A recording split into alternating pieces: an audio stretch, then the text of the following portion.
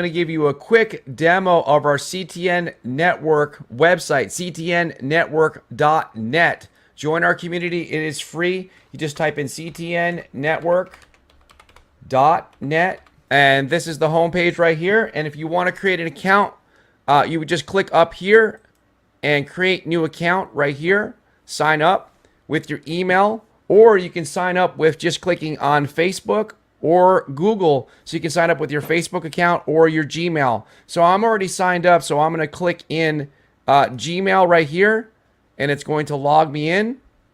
And as you can see, this is our homepage. Click on creators right here, and this shows you all the CTN family members that are content creators. Everybody is on here. If you want to go to one of their YouTube channels, for example, if you want to go to Crypto Talk Now, just click on channel, and it takes you right over to the YouTube channel for that particular creator.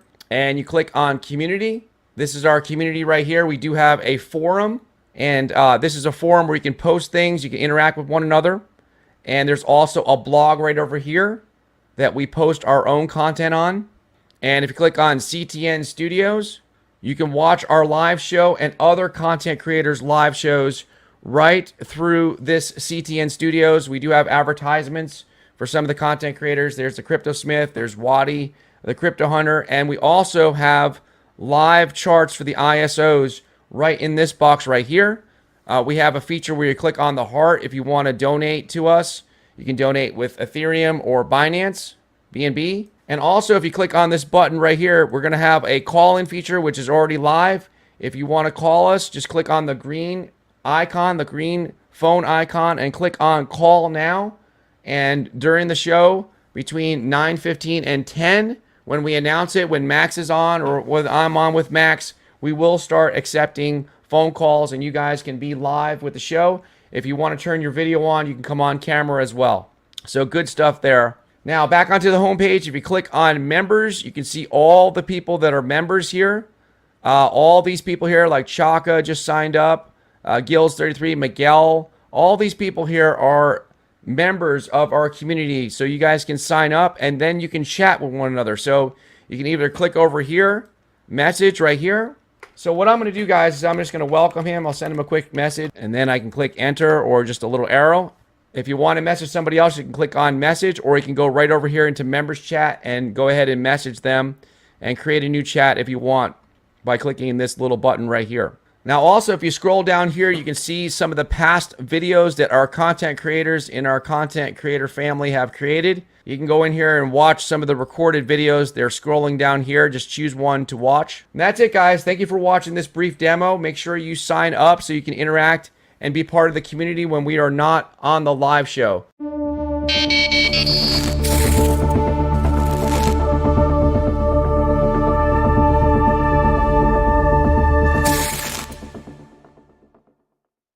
Singing this song, I see I was wrong. To chain you down, I was the clown. I'm singing this song, I see I was wrong. To chain you down, I was the clown. I know now what you're all about. I've had the time to run out. I pray for the touch of your hand. Your love is so, so grand. Oh, baby.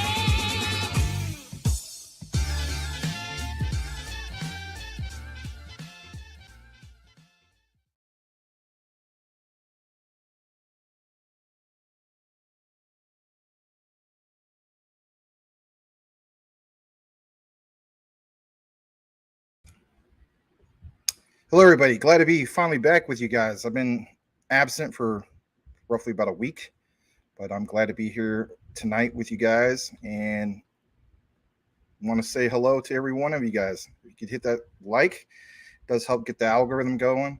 To start things out by welcome a few of you guys in the comments who are here. And let's just double check some settings. I'm not muted or anything like that. We're going to start things off with the one and only, who shall it be? Tim Shea, who says, hey, he says, hey, this is something that he says all the time. So glad to have you here, Tim Shea, Merrick Crypto, Dingy, yo, in 2 hours. Well, that was a while ago. Start a campfire. Glad to have you here, Mr. Dingy. Brittany, as usual, appreciate it. Happy Friday to you too.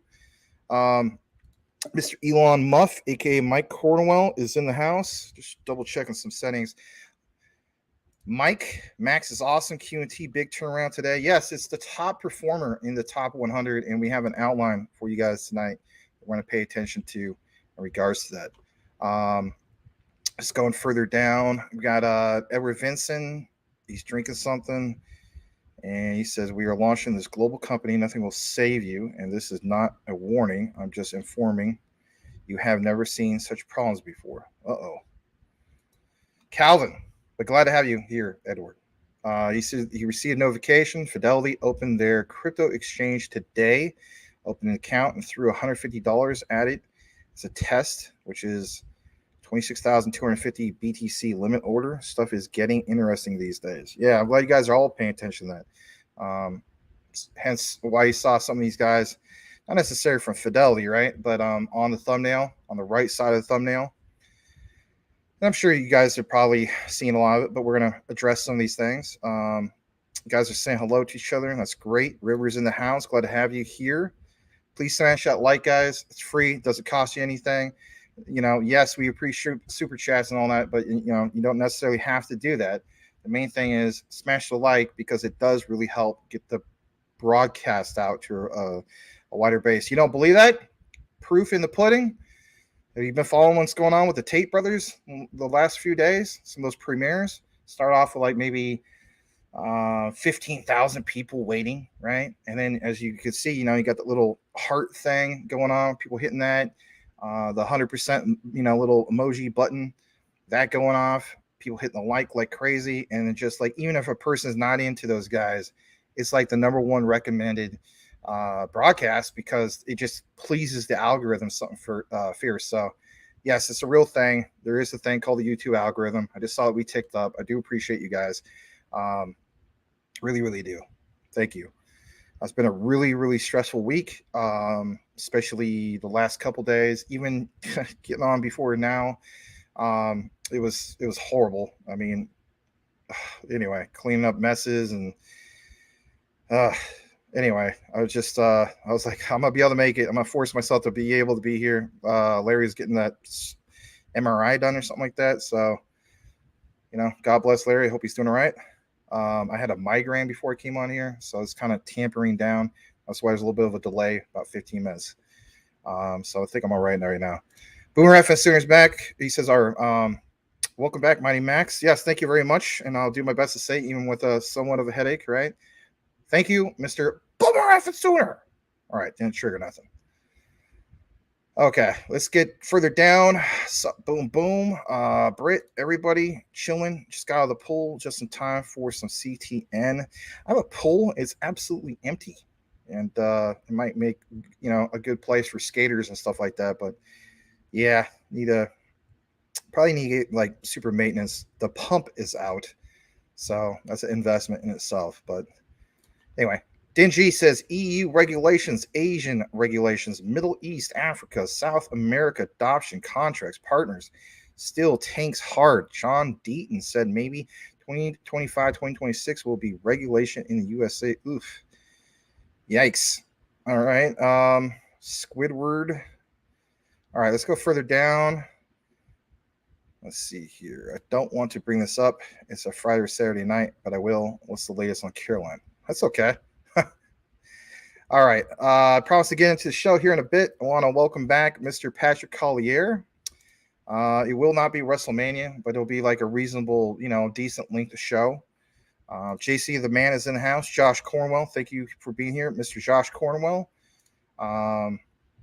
Opinion on Art Block. We've done it before. I think it's a good project. I did see recently, I don't know if it was yesterday or the day before yesterday, you had a big pump, which was good. I honestly think it's a good, solid project that just not enough people know about. But I have talked about it before and did a little brief, somewhat of a deep dive, more like an intro. Promise to get into the news of what we have here soon. Cash Cat says, sup, Max and CTN fam. Just welcome a few more people. April Cornwell in the house. Nice new look, April. Glad to have you here. Happy Friday, everybody. Everybody in the CTN chat getting tipsy. No, I'm kidding. Maybe you are. It's Friday, right? You earned it. OG Crypto's in the house. Mr. OG, Mr. Mr. Gangster. Tell me about the days of way back. Yes, Daz Dillinger, Mr. OG Crypto in the house. Hey, Max. Hey, back to you. All right. We're going to kick things back. Glad to see you here as well, and Stargazer. We're going to kick it right in, and I'll welcome more of you guys as you filter in. Please smash that like if you haven't done so. Let's go ahead and kick it into a few things that I've noticed. Maybe you guys noticed as well. So we're going to start things off, believe it or not, with coin market cap, just briefly. No, I'm not going to read 1,000 cryptos on a grocery list, which is okay. Larry has his own format of the show, right? You guys enjoy it and so on. Shout out to Larry, holding down the fort. God bless you, man. Thank you, sir. All right, so let's get into this. We did see the overall crypto market. It went back up to 1.06 trillion. Let's face it, guys. I mean, this thing was at 1.01 trillion. And I did state before on the Jasmine recorded video that I felt as though that, we could go back into the billions instead of the trillions. But there's some ones that we pay attention to all the time. And you know what? We're going to highlight some of that. So the top performer of the day, other than just paying attention to BTC and so on, is, I believe it's still Quant. Yes, it is. So as you guys can see on the 7-day chart, it's up about 5.58%, which is significant for QNT, just like it's significant for BTC, because let's face it, I mean, you have more of those scarcity issues and so on. And if it's up 5%, I mean, that is really significant based on the price of the coin, and so on, right? So anyway, 24 hours, 15.48%, definitely doing well. Now, there's something else I want to point your attention to, because you may be wondering about some of these things. So I follow some of this. Maybe you guys don't follow this, and it's okay. I think there's a few guys who do. In the past, I don't know if it was Tim Shea and so on, you feel as though like, well, what's the utility of KuCoin token? And at the time I didn't really know, right? I'll be honest, I don't know everything, right? I'm a human being just like everybody else. But one thing I want to point out is with all the FUD and the, let's face it, it is uncertainty, right? So as we saw, the SEC went after Binance, okay? When these things happen, the market reacts based on that, okay? So KuCoin token has done really, really well, not just the last 24 hours, but in the last week. Now, for me personally, I said to myself, okay, aha, all right, this is worth pointing out and paying attention to, because I said to myself, well, not so much on the KuCoin token. I mean, if you hold it, hey, great, you're up a little bit. But I have been saying this for probably over a year now. You remember where I'm going with this? I'll tell you. It's the POL token. All right. Some of you guys hold this. It's called proof of liquidity. Now, what I want to show you guys in regards to this, just real quick before we actually kick it into like some of the news. Here it is. Hold on a second. I sound like I'm out of breath because I am. I literally had to clean up like spilt drinks and broken dishes and everything. And I was rushing to get here, so I was kind of like jetting across the room. But anyway, I'm going to show you guys this. Hold on a second. Where is it at? POL. There it is. Proof of liquidity. So here's what's worth pointing out. This is up 17.61%. It's actually the top performer as far as my portfolio. Now, again, for some of you guys are just like, well, so what? You know what I mean? No, it's a lot more than just so what. So what I'm going to do is do a stop screen for a second, and I'm going to show you guys some key things. I know I'm probably super zoomed in right now. Hold on a second. I apologize for that. I don't know why it does that. Drives me nuts when it does this, to be honest. But I'm going to show you guys something real quick. I just need to sign out of this real quick. So let me get out of this for just a moment. You're going to see what's so significant here in just a second. I apologize. Just trying to get back in the loop of things. There we go. Logging out. Let's pull this up. So POL, I know you don't see the screen, but I will pull this up just a second. Pull up the actual listing. Okay. So we're going to pull this up. Here we go. And there it is. And let me get this comment off. No offense to Stargazer. Thank you, Stargazer, for being here. All right, so here it is. Proof of liquidity, POL. All right, this is strictly a utility token. It has no community at all. However, if you are staked on KuCoin, you will have noticed you get a little bit of POL rewards. Okay. We're going to point out a few things that are very, very significant in regards to what's going on in the market and why this thing is even worth paying attention to. All right. So what I want to do is I want to show you what's going on for the last month. Okay. So, we saw some significant drop off, then it tapered back up, but it's for the last week. All right. So I have been paying attention. I even said a few times back when I was, doing the regular show. By the way, I missed doing the regular show with you guys. Want to get back to regular format Monday through Friday and so on. But I have stated this, and I have mentioned before that if this thing drops below a penny, I think even for myself, I'm going to pay attention to it. So for me, I was like, well, this had a massive drop, right? And that massive drop brought this all the way down to 0.0085 roughly. Now it's recovered since then, okay? And for me personally, it was just like I was really tempted yesterday to get in this, but I was like, well, I want to see, test the resistance and support. But boom, it jumped back up in regards to some of that support. Now, the reason why I want to point this out is because this right here had the highs were as high as over 60 cents. And this was at the height of a few things during not just a bull run and so on, but a lot of things were at its first all-time highs in May of 2021, whether it's Shiba Inu, a few other projects and so on. We've seen other projects, in the month of November go up really, really high and so on. Now, I'm not trying to get anybody to FOMO into this or anything, but other people have pointed out that if you believe in KuCoin and you believe that it's an exchange in which people will, at the height of a bull run, move their assets back to the exchange, right? I know it sounds crazy, right? No, that doesn't sound popular, but move it there for what reason? To basically do what? To stake, because KuCoin does have some various different staking that is, attractive. All right. You can't really stake POL, but the point is there's some rewards that you can get. Now, I know this is a lot to take in, but my thing is this. If you notice this tank back down below 0.01, let's say, the zeros, what was it at again? Here we go. 0.008. Okay. So for me, if I notice this again, I'm not going to mess around, right? I'm not going to be like, oh, I'm going to test resistance and support. And again, no, this is financial advice. These are just some of the personal things I'm looking at. Okay. I look at it as this is opportunity. So at 0.008545, this is obviously probably around 0.5 of a token more than Jasmine. Okay. So if I was going to do this for me personally, I would probably get 100,000 of these, which would be roughly $852 and so on. Now I understand there's probably better, what do you call it? Smaller cap tokens and so on that are out there, but this actually pulls it up back to that price of, well, this is now in that realm of being a 100x potential, I would say a 60 to 100x. That's not bad, right? Because here's the thing. We see what's going on with the SEC. We see what's going on with Binance. Yes, there's been a drawback in regards to this, but still there's so much fear in the market that people will move things.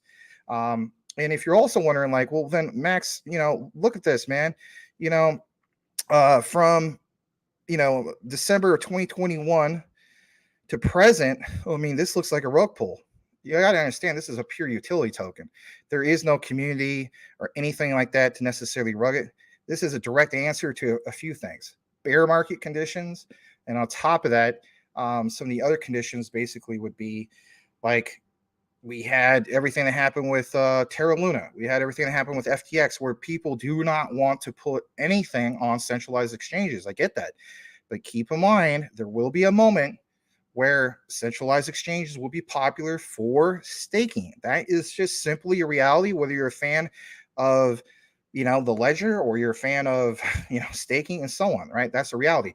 We always state, especially on the show, preparing for the bull market, for instance, in a bear market. For me personally, this is one that I wouldn't mind preparing for because I see what's going to happen. Yes, there's other opportunities. I'm just pointing this out. I'm going to show you just a little bit more because I know this is a lot to take in, and then I'll kick it back in the comments, and then we'll get back into some more of the mainstream news. Here's a little bit of info in regards to proof of liquidity. I'll try to blow this up a little bit.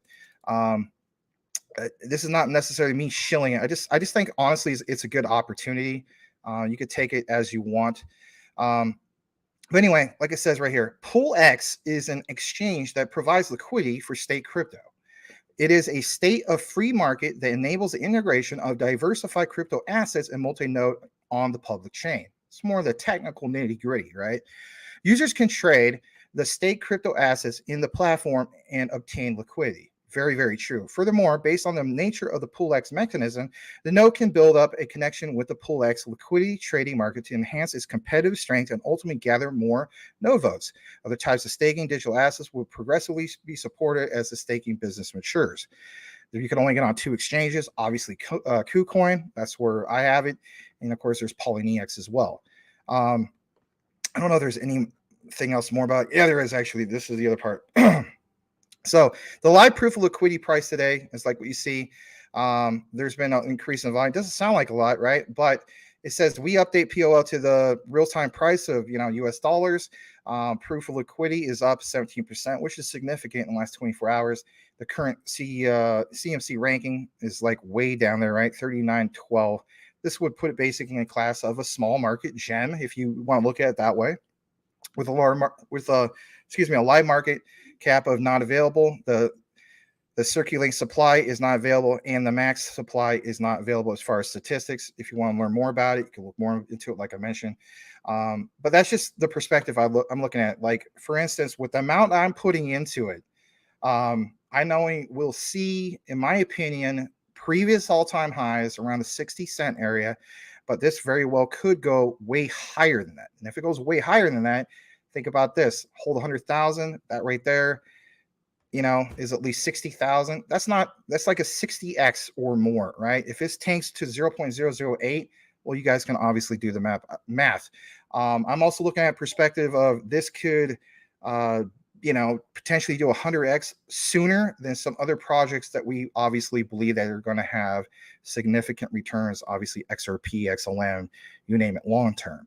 So when we point out things for the short to medium term, like for instance, some people say, well, even myself, Jasmine could be the one that gets to the promised land first. Yes, I'm also looking at other opportunities, not necessarily like life-changing money, but come on, a 60 to 100x on this, like who's really complaining about that?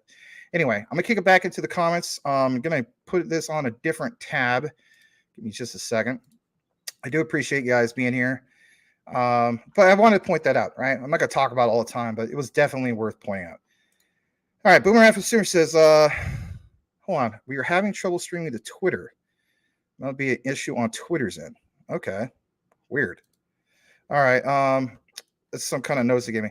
All right, Boomer Consumer says, Rodney and younger Austin having a slap fight on the Twitter over PayPay.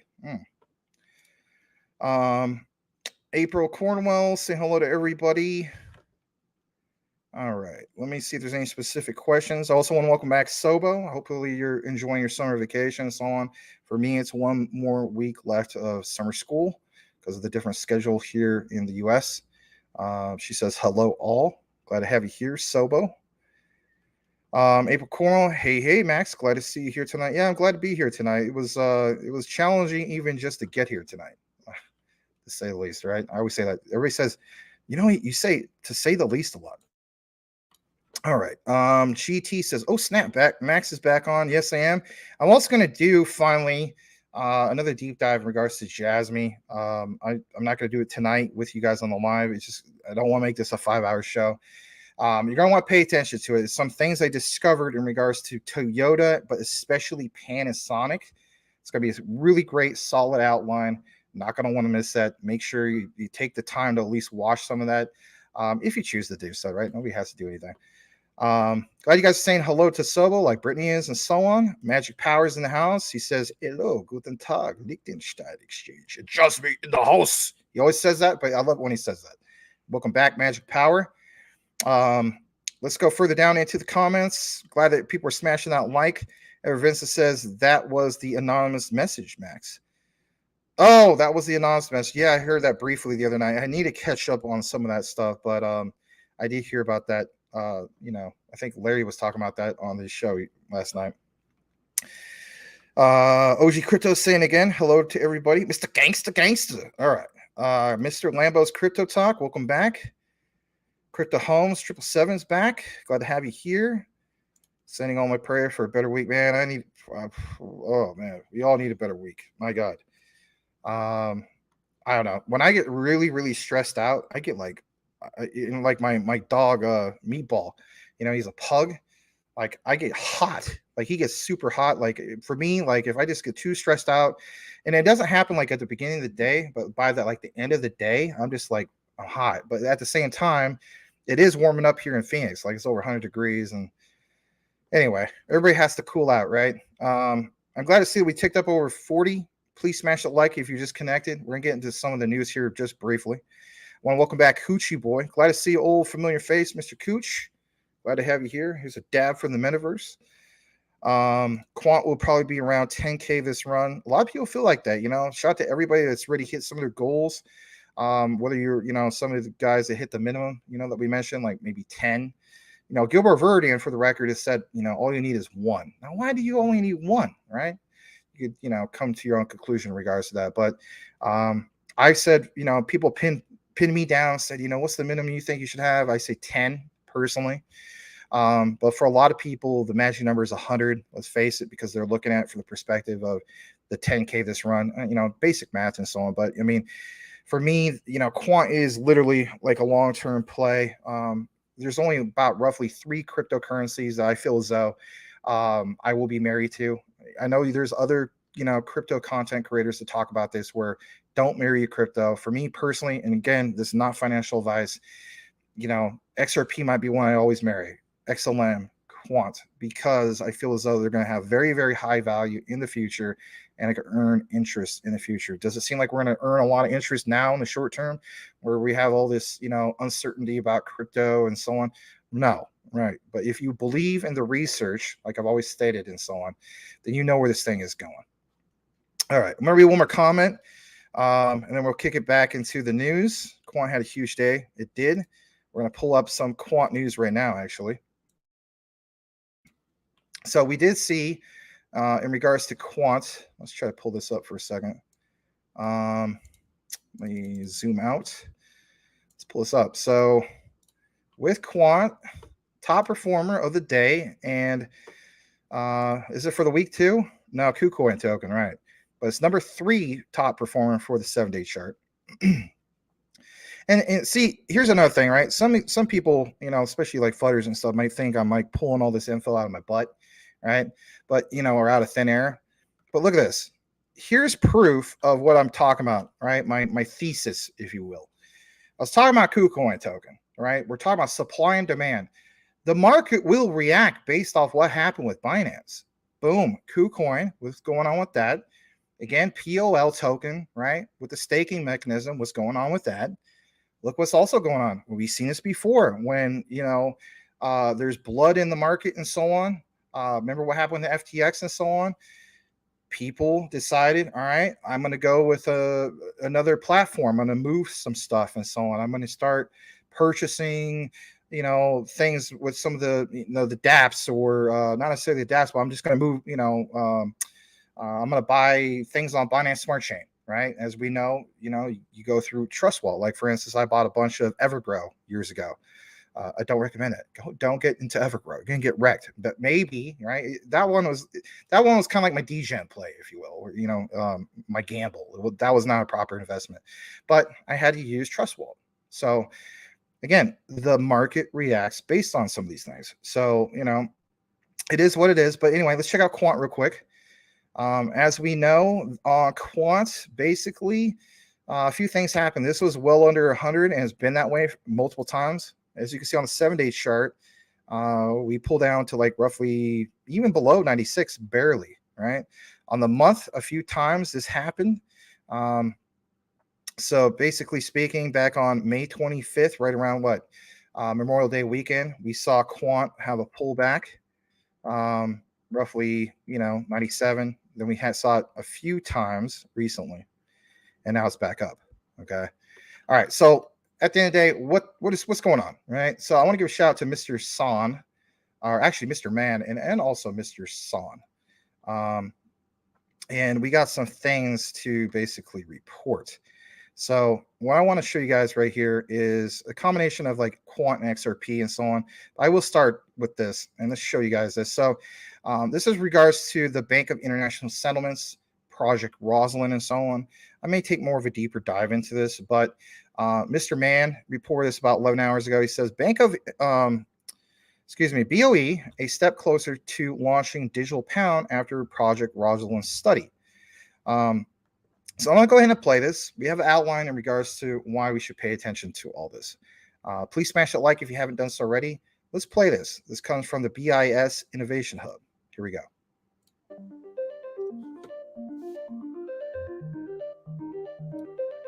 Central bank digital currencies, or CBDCs, are digital forms of cash. Many central banks are exploring the use of CBDCs to buy goods and services in shops and online.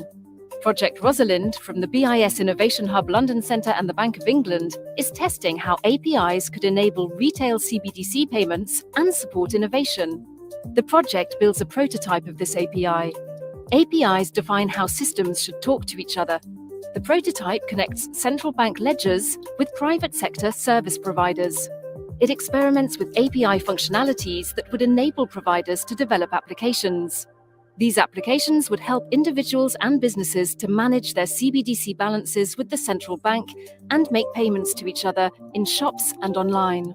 Working with collaborators from the public and private sectors, the project explored many CBDC use cases.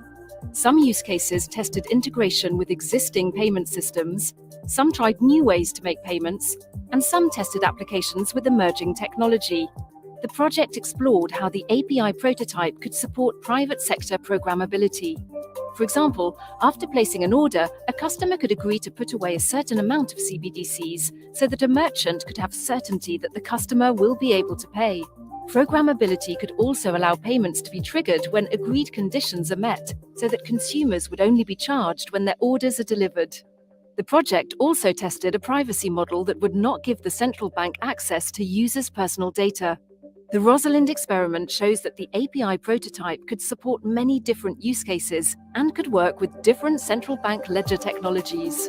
It could connect the central bank, service providers, individuals, and businesses to create an ecosystem.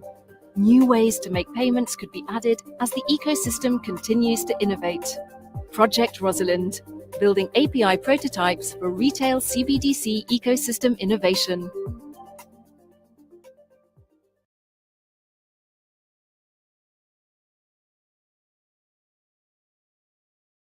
All right. And as we do know that when it comes to Quant, there's a lot to be connected there in regards to Project Rosalind, Bank of International Settlements, Digital Pound, Bank of England, you name it, right across the board. We're going to jump more into this here in a bit. We're going to kick it into the comments, just try to keep up with the balance and so on. I know I'm not in the frame. I'm back now. I did double check the other screen, and it seems like we're good on that. Let's go further down, see if we have any specific, anything specific. So, this question, why did Quant pump today? Quant Papa, by the way, he should be freed, in my opinion. He's been suspended on Twitter. We did get an answer in regards to why he was suspended, which is absolute nonsense. So get this, he was suspended because of impersonation. Like, whatever the heck is that supposed to be about, right? But that's the reason they gave. Anyway, right before he got suspended and so on, he did point out to me numerous times through DMs that watch out for Quant because the annual subscription type thing is due here soon. And he said the last time this happened, you saw significant pumps. I posted that in my last Quant video where it shows, what's his name, Augustine, whatever his last name is, and so on from BIS. And there was one guy in the comments who said, no, that's not going to be the case. It doesn't work that way, and so on. And I was like, actually, it does work that way. And sure enough, boom, that's exactly what happened. So, am I going to go with a random person who may know just a little bit of surface fluff when it comes to Quant? I'm going to go with somebody like Quant Papa, who's been doing heavy research for a few years now. Yeah, you better believe I'm going to go with Quant Papa. And end up being valid, right? So you saw some of those things going on, but there's some other things that we're going to get into in regards to this outline here in a bit. We're just going to get a few more comments because let's face it, Quant is the top performer of the day and number 3 for the 7-day chart. So great questions. Glad to have that. Mr. Lambos, Triple C, who may not be the biggest fan of Quant, but that's okay. Welcome back. Glad to have you here. And let's go further down. We're going to have Quant partner with the Bank of England. Yep, I did report that last time, I think, in the last QNT video. Good for Quant. Yeah, it is. Not too bad. All right.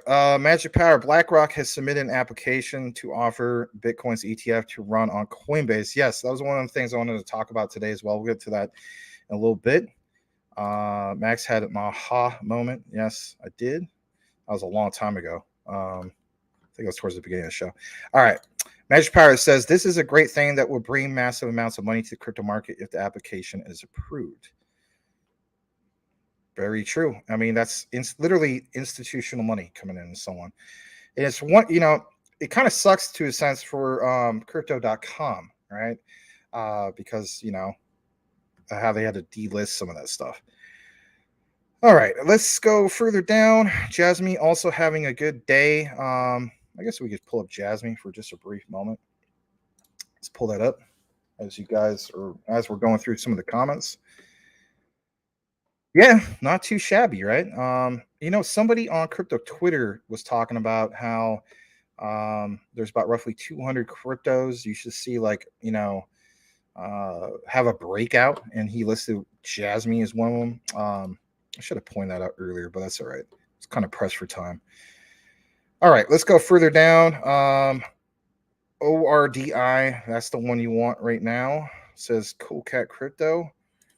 Mr. Lambos Crypto Talk, you guys think XRP case is settled soon, or should we expect more delays?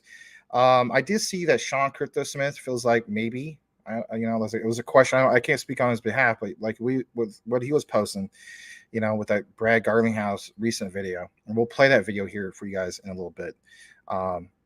But it's hard to say, man. I mean, I think Brad Garlinghouse is going to say anything positive, right? In light of, everything that's happened with the Hinman emails finally being disclosed.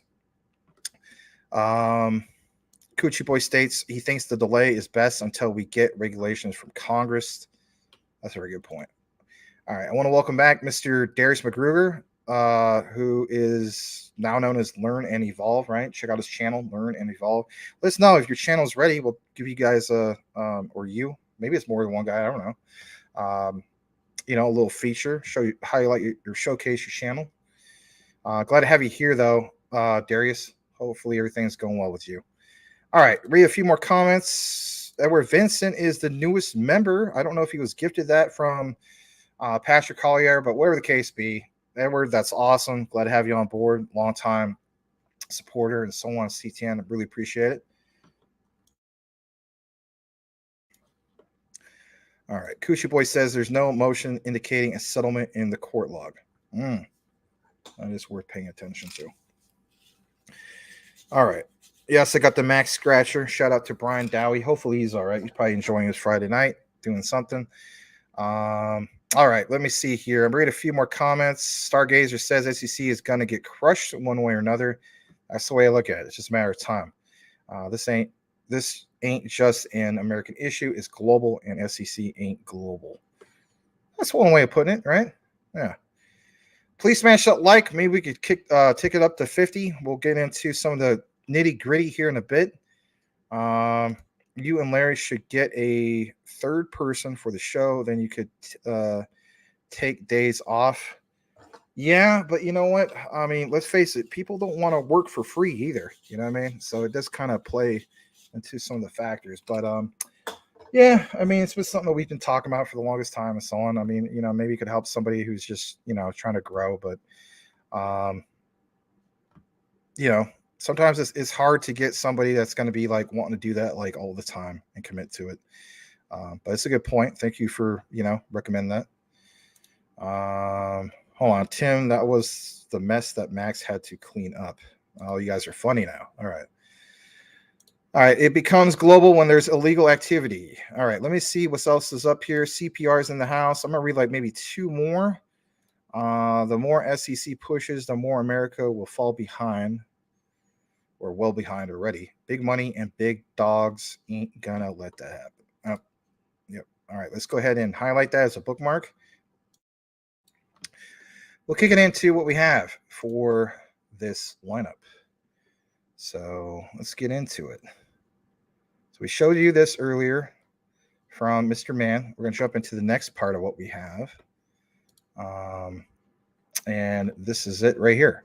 Shout out to San, aka San NL.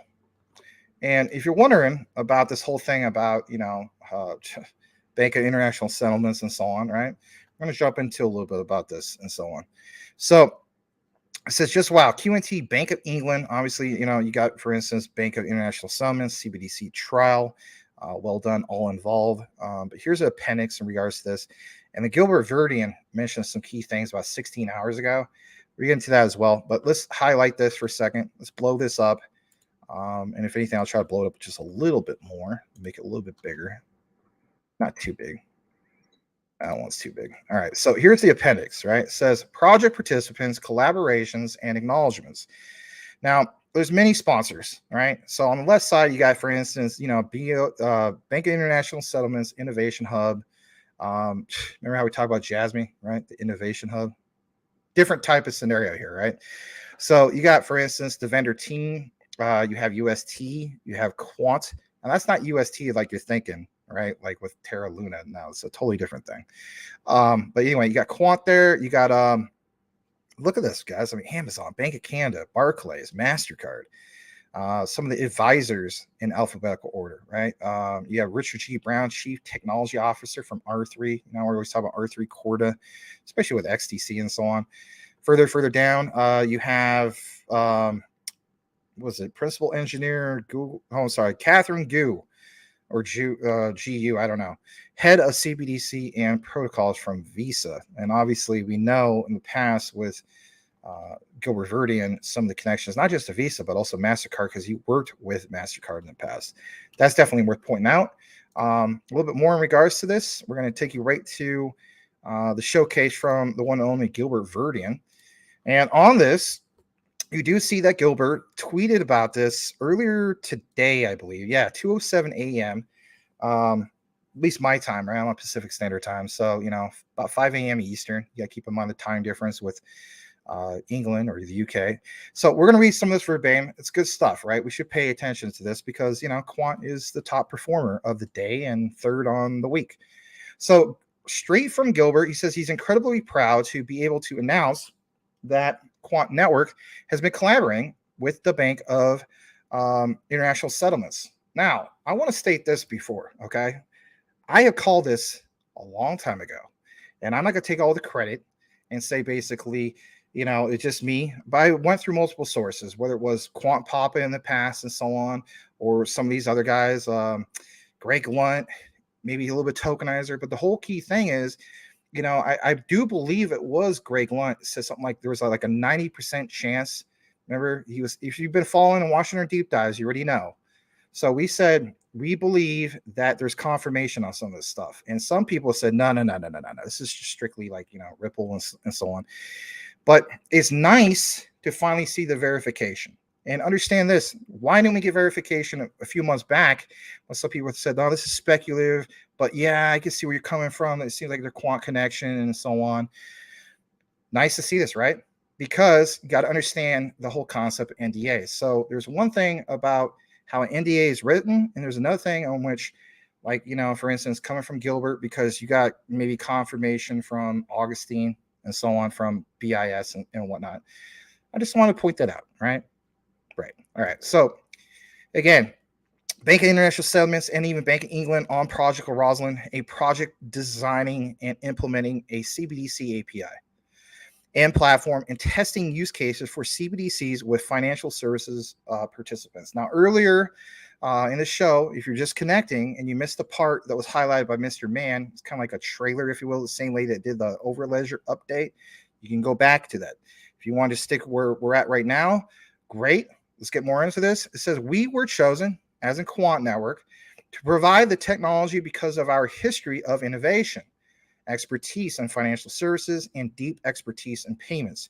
Previously running mission critical infrastructure, only we can, or only that, basically that they can do over at Quant, what the project needed from a technology partner and payments expert.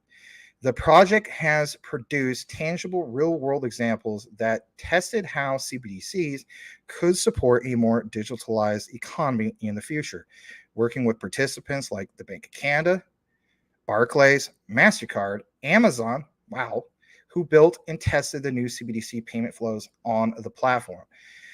Now, the last deep dive video in regards to Quant features Mr. Augustine of the Bank of International Settlements and so on. And numerous times in the video, whether it's some clips at the beginning and at the end, you do hear him specifically mention what? You see him specifically mention this part where he talks about testing, right? And so this kind of further solidifies that, at least in my opinion, this part right here. All right, so you can go watch that deep dive if you choose to do so. They'll pound it home even that much more, like, you know what, this makes sense. So this is a little bit combination of what's going on recently with the market and so on. There's a little bit of that, right? How about this? CBDCs are coming. They are on multiple platforms, not just obviously, with the Quant connection. You do see that happening, especially when it comes to Stellar. We even have some Ripple XRP news to give you guys some examples with that. We understand, for a lot of people, it's just like, I don't want to be invested in some of this stuff because there's connections. Some people understand that this stuff is coming, whether we like it or not. And for me personally, I just don't want to be on the sidelines for that, generational wealth, just because I may not like the idea or the concepts of some of this stuff. But anyway, how about this? It says, I encourage every bank and financial institution to read the Project Rosalind report and start planning their smart money and infrastructure strategy. Now, we're not going to jump into the full report. If we did that, then this would be WrestleMania, like some of you guys point out, right? This would be like not only a 5-hour show. This would probably be like a 10-hour show. I don't want to do that. But if you want to check it out, I'm going to show you guys the link address if you want to nerd it out. I'm going to drop in the comments right now. There it is. Just see it coming across your comment stream here in a bit. But, it's definitely worth looking into, in my opinion. And later on, maybe by Monday or so on, I'm sure there's going to be a few people that are going to highlight some things. And if anything, maybe later in this outline, I could pull up something that I recently found as we're playing a video in regards to the highlights. All right, we got a little bit more. So, what was it? Gilbert Verdian has this. He says, a Quant press release following the announcement. And of course, we're going to jump into that here in a bit. But to keep up with the balance, we're going to kick it into the comments. All right, so let's get into the next bit of comments. Dingy says he smashed the like. It's about 20 minutes ago. That's okay. Cash Cats, hearing that Pogo. At least you guys are having a good time in the comments. That's fine. Magic Power, the SEC could be reformed from a 6-member board and executive director, but that's just for show. Whoever said what I missed had to jet to the store. You can always rewind if you choose to do so. I don't know. This might get chopped up too. It just depends. We're just talking about some of the key highlights of today in the market. Quant definitely stood out as top performer of the top 100. You sold your VeChain for XLM. Yeah, I mean, I think VeChain, just like a lot of things, like, great for long term. I'm not trying to disrespect anybody who's into VeChain. God knows I've used it as an example numerous times when it came to some of their utility or their main utility that they're all trying to accomplish. But I hate to say it, I throw VeChain in the same basket of cryptos like with ADA. I'm still into ADA, but I never got into VeChain. I may very well get into VeChain, but it's going to depend on certain distressed prices. I know that sounds nuts, but I just kind of look at it kind of like, to a sense, kind of like ADA. It's like, I think obviously multiple years down the road, it should be great. I could be completely wrong here, right? Because I'm not a fortune teller, but maybe we'll finally see some blast off in regards to that. But All these ones, ADA, VeChain, and so on. Like, there's a difference between ones that are great long-term plays, and there's ones that obviously are like, wow, man, this is just going to really, really take a while. I do believe in it. I'm just not to the point where it's going to be on my short list. For me, and maybe some of you guys, we all have different backgrounds when it comes to our portfolio. And so for me, it's like, again, I think last I checked, I'm at 47 different cryptos. Always round off to 50 is just easier to remember. But to go from anything of what I have to anything that I'm trying to potentially get into. I mean, if I get into a brand new project, it's because I feel as though I have more than vetted some of these things. I've more than done my research on some of these things. And I just simply have to make not only or take my watch list and condense it, but even just make it the shortest of short list, because I mean, it's not bragging or anything like that. But I mean, the way I look at it is for 2021, 10K into 120K. And then from there, I'm at about roughly 74K, 75 roughly in that area because of my recent Jasmine purchases, reinvested into crypto. So it's like, for some people, it's like, well, how much do you really want to make? Well, I always recognize the opportunity and so on, but it's like, I don't want to just keep like, oh, I'm going to put much money into this and that and so on. But I understand where you come from, right? And I don't think that's necessarily a bad thing. So hopefully, Dingy, you recognize something I'm going to show you right here with XLM. I believe we still have that massive pullback. I should say massive. It sounds, like an overstatement. Let's pull up XLM for a brief moment. So Stellar XLM, to me, this is a great opportunity. 0.007733. Even though it's slightly up for the day, you got to keep in mind where we were at the 8s back on 6/9/2023, right? That was, how long ago was that, guys? 6/9. So we're on the 16th, 1 week from today. Yeah, 1 week from today. So we broke support because, let's face it, all the doom and gloom and, SEC and all this stuff, right? The market pulling back, do we gain new resistance? Well, follow some of your XLM chart guys and so on. They could tell you some of that stuff. But the way I look at this is now in the 7s, and that's a great opportunity. I literally last time around did back up the truck, and I reported about this a while back, that I have the opportunity of either adding more XRP or doubling my position in Stellar at roughly 8 cents. And as I shared with you guys in the past, I did that. Now, of course, I haven't taken advantage of some of this, but some of you guys did. So, Dingy, hopefully you were able to take advantage of that with these market conditions. And I think a lot of you guys did that. And man, I mean, if that's the case, you're killing it as far as, recognizing the power of the DCA. If you're a guy who's just swing trading Stellar, well, that's another story. But I mean, I think for most of us, we look at Stellar as being a rock solid top 5, maybe even top 3 for some of us, right? Long-term play, right? That's just the way I look at it. So anyway, thought I'd highlight that. I'll keep that screen up for just a brief moment. We're going to go further down, and glad Tim Shade's having a good time in the comments too. OG Crypto, Mr. Gangsta, he says, cyber attack on U.S. banks succeeded now. Breaking. Ooh, God. This was something that was prophesized a while back. So I guess I'll pull that up. Cyber attack, huh?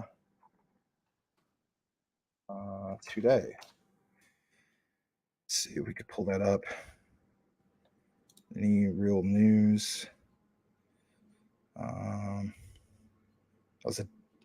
Some of this stuff was posted a day ago. There's something else about 8 hours ago in Louisiana. Let's see. Oh boy, this one's from Forbes. I can't pull up Forbes though, unfortunately. Maybe I can. Let me double check. I disabled my ad blocker. Hold on a second. I think I did at least. I did disable this. Man, it's all getting all. Hold on a second. Let me finish this real quick. Let me see if I get a different outlet. I'll just get a different outlet. Let's see this. Oh man. How about this? When you sideline reporters, how about this? Try to get something like a little bit more recent. You could tag me and I'll look at your tags. All right. But that's breaking. Thank you. I just want to get one that's a little bit more modern and not necessarily like focus on a particular state, a little bit more on a broader, national spectrum. All right. I'm going to read a couple more comments. Jasmine Branks 0.0039. And let's welcome Salamander, XDC Commander. Good to see you, man. Appreciate you being here. I'm going to double check some settings real quick. And then we're going to kick it back into what we have as far as this outline real quick. All right. So I think we're good. I saw some more of you guys come in. Brian Dowdy says, I can run the show when you're off, Max. Holla back.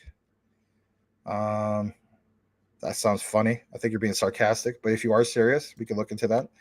All right. So let's jump into what we have. But yeah, glad to have Brian Dowie here. I was saying, that you were probably out or whatever because I didn't see you earlier. Thanks for being here. And let's use that as a reference or a bookmark. All right, so we're going to jump back into what we have on this outline. Here it is. This comes from the one and only Gilbert Verdian. All right, so here's the press release in regards to the announcement. And we're going to pull it up right now. So this comes officially from the Quant network. And let me see if I blow this up a little bit more. I forgot. Yeah, on Quant network, this is the most you can do. All right, so this is reported earlier. Quant collaborates with Bank of International Settlements and the Bank of England on Project Rosalind. All right, so here's Gilbert. He says, we are proud to announce our role as part of the vendor team for Project Rosalind. The project led by the Bank of International Settlements and the Bank of England explored how application programming interfaces could be used for central bank digital currency system. There's a lot that's posted here, right? And I think I mentioned some of this from earlier, right? This right here. So let me get further down. I'll go down to here. All right, this part, yes. So it says they worked with their partners, UST. Again, that's not what you're thinking if you're part of Luna, right? It's a different type of UST. A leading digital transformation company on the project, with the Quant team providing underlying infrastructure and blockchain platform, secure smart contracts, and interoperability of central bank ledgers, and UST building the front-end Rosalind API layer. Now, earlier, I think it was a few months back when we had Tokenizer on the show, he pointed out some of these things to pay attention to, and literally you see confirmation about this. So if you've been paying attention about this, you're already in the know. Now this just basically confirms some of the research, which is super cool, right? So Gilbert Verdian, like it says, our founder CEO said, quote, for the first time, listen to this, if you're wondering about, like, I don't know much about Quant, listen to this part. For the first time, money is ready for the digital age. Does that not sound bullish? You better believe it does. A CBDC will enable citizens and businesses to automate cumbersome payments and processes and implement logic into money. For commercial banks and other institutions, ooh, here comes the real juicy stuff, the opportunity to apply this programmability to create innovative new products that differentiate themselves from challengers and competitors is almost endless. Almost endless? Again, that sounds bullish in itself too. We encourage every bank and financial institution to read the Project Rosalind report. Now, obviously, I'm going to take more of a deeper dive into this. Maybe I have it ready for you guys on Monday. Maybe I'll just chop it up, put it in a video. We'll see. And it says, and start planning their smart money infrastructure strategy. Now, again, for a lot of us, why we hold some of these digital assets is because the way we look at it is, there's one thing to 10x your money or potentially 100x your money. But, let's face it, a lot of us who even get into memes, we're hoping for like 1,000x and so on. But what about something that's going to be rock solid? And what about something that, after we get clarity, as the saying goes, where you can have the institutional money park their money into some of this stuff and it doesn't have that volatility? Well, perfect example, obviously, in my opinion, and you could agree to disagree, I think it's Quant. And that's why, this is consistently my number one, right? Obviously XRP is almost like a close second.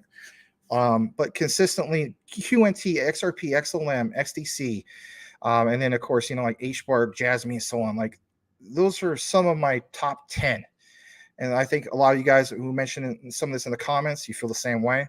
But look what it also mentions. The London Innovation Hub Center was established by Switzerland headquartered Bank of International Settlements in 2021 and is one of 6 international nodes working to develop public goods in technology space to support central banks and improve the functioning of the financial system. Now, that's great.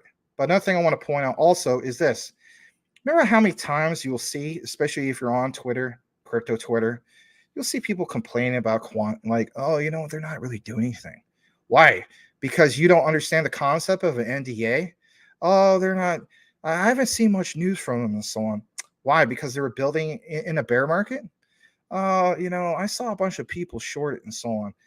Just because you don't understand it based off of what is in the news, understand that there's a whole other thing going on. And I think he's a good guy.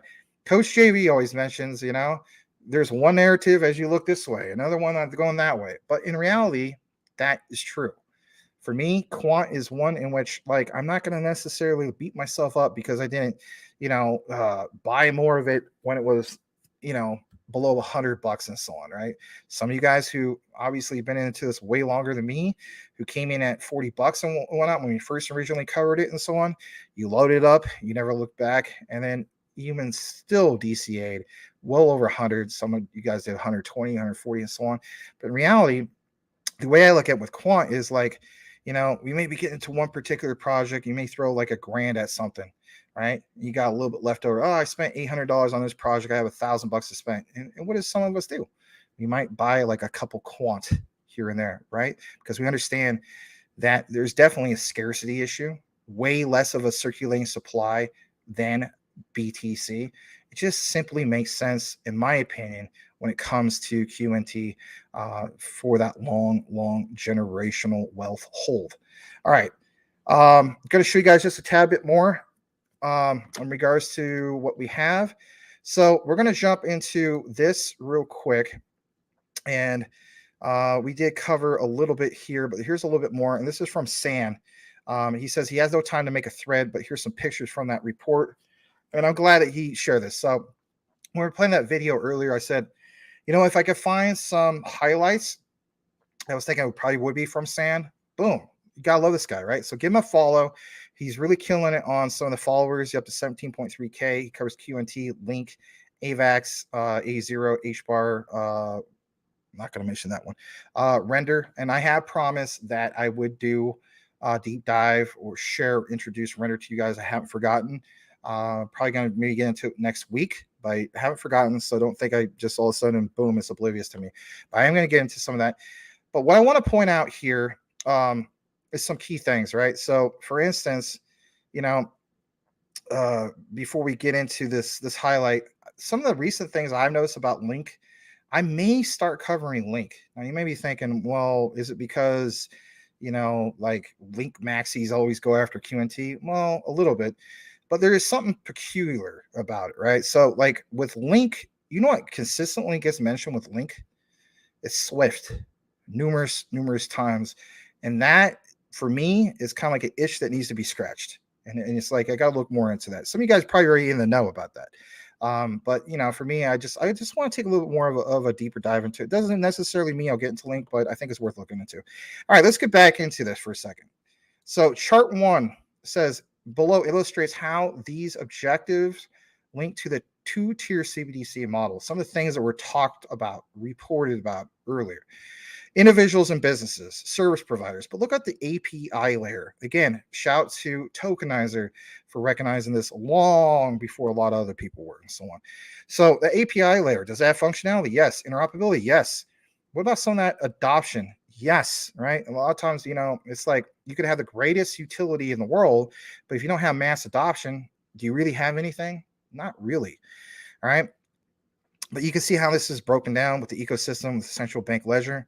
We're going to jump into some of the other things that we have in regards to this from San really good stuff with the highlights, right? So phase 1, development team, design, build, test, release, and collaborate with users. Look at, I don't have to break it down too much.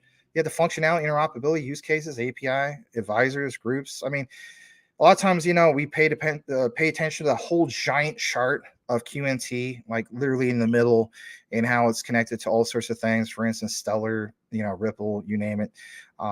And there's some other ones, right? Like, what I'm talking about, the classic chart that shows all this stuff being connected that what's his face wanted to make fun of and say that we're all fools for following it. It's just an example, you Yahoo. But anyway, phase 2, ecosystem participants, API user groups. Look what's broken down into here. Here's another example from SAN. And I love this. I love visuals. I think we all do, right? So, chart 3 presents the project's architecture for the 2-tier model, central bank ledger, simulation of the account-based ledger. You have the proxy content. I won't name all this stuff. I'm going to get to some of the key highlights because we are talking about Project Rosalind. So let's just go to the part about Project Rosalind. The core API layer. Look what's mentioned here. I'm not gonna get into the FAPI or FAPI TLS because you can nerd out more if you want. But it's all broken down to here over to the service layer. But I think we want to know about the use cases, and I'm glad that SAN has that. So for the last part of this, let's jump into that for a minute. So he showed us appendix number 3, right? This is 2, but this is going to make sense. So I want to get into some of just a brief bit about this. I'll read the far left and I think also a little bit in the middle. So it mentions, and let me highlight this for a second to make it a little bit bigger. All right, let's jump into this. So it says use cases explored in Project Rosalind. And we're going to jump over to this left side. So it says during the project, API user teams and tech sprint participating teams developed their front-end solutions and demonstrated technological feasibility of their use cases by using Rosalind's APIs. Now, if you have confirmation, well, I should say if we do have confirmation, Gilbert has basically mentioned, this is pretty big. How is this big? Well, it says use cases presented at the showcasing event are listed below. And this is the nitty-gritty. If you're wondering, well, is he ever going to get the nitty-gritty? This is the nitty-gritty. So I'm really glad that SAN got into it. So it says UC1, a set of 4 retail CBDC solutions. The first solution demonstrated that during the online checkout, a consumer could scan the merchant's QR code to pay.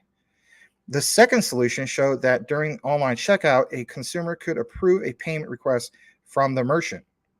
Now, for some people, we're gonna, flood this and say, well, I don't care what it says about, Project Rosalind, the Bank of International Settlements, Bank of England, and all this stuff. It's just a garbage ERC20 token and so on. Okay, understand through Overledger, when we've seen a demo, and if you missed the show on that, I'm sorry, but in the demo, it shows that you can switch to the XRP ledger and so on, and you can settle with what XRP has going on. So that in itself is big for all the people who are wondering, well, this is impossible. So just hear me out more on this. The third solution explored how by allowing the merchant to scan a consumer's QR code, a payment request from the merchant can be accepted without further user approval. The last solution showed how a consumer could receive and store electronic receipts. I'm not going to read this next part because, it's about the child stuff, which you can look more into it. But this other part, UC3, a prototype that demonstrated how CBDCs could be reserved at the time of purchase and released on physical delivery of goods. This is good because, I know something in the past, I think Edward Vincent even give me props on this part. He's like, hey, nice thumbnail. And, it shows me like a longshoreman. Man, I took so much heat at that time in the comments because people were like bashing me. They're like, nah, it's not QNT. Oh, there's no way it's QNT. On the supply chain side of things, it's all VeChain, right? But they didn't understand that through Overledger, they they solve some real use case issues when it comes to supply chain, logistics, et cetera, et cetera. This, in my opinion, further solidifies some of those old findings and why I did some of those deep dives. So it says it also demonstrated how CBDCs could interoperate with a commercial bank money through an ecosystem services layer. But on top of that, a prototype of an offline ledger connecting the Rosalind's APIs that would make it possible to carry out consecutive offline transactions with instant and final settlements. For everybody's like, oh, this is ERC20 garbage token. All right, let's go further over here. And we understand also, Quant does not focus on retail. And we even had Tokenizer on the show. We talked about this. I don't like the idea of paying gas fees any more than any other person. But guess what? I'm not going to dump my freaking position on this stuff. I truly believe, and some people may think I'm a Yahoo about it. I don't care. I do believe that QNT eventually will get to 100,000 a coin. And if I have to pay $1,000 worth of gas fees or more, then that's something I got to do. But I'm not going to dump this whole thing because of some of those unpopular things. All right. How about this part? All right. We're going to jump into this. So it says UC5, a prototype that would enable support for the use of CBDCs in the existing cards network. Hence why Son highlighted what? Visa. Hence why he highlighted what also? MasterCard. Who also worked for MasterCard? Gilbert Verdian. Who also has had connections on live video, right, for Zoom that they chopped up on the recording, right? And it showed other members of Visa present at some of those Zoom calls, right? Quant has big connections. Gilbert Verdian has big connections. UC6 prototypes of micropayment solutions. The first solution demonstrated how CBDC micropayments could support a corporate sustainability strategy. The second solution was a parking app that makes it possible to charge individuals for their parking by the minute.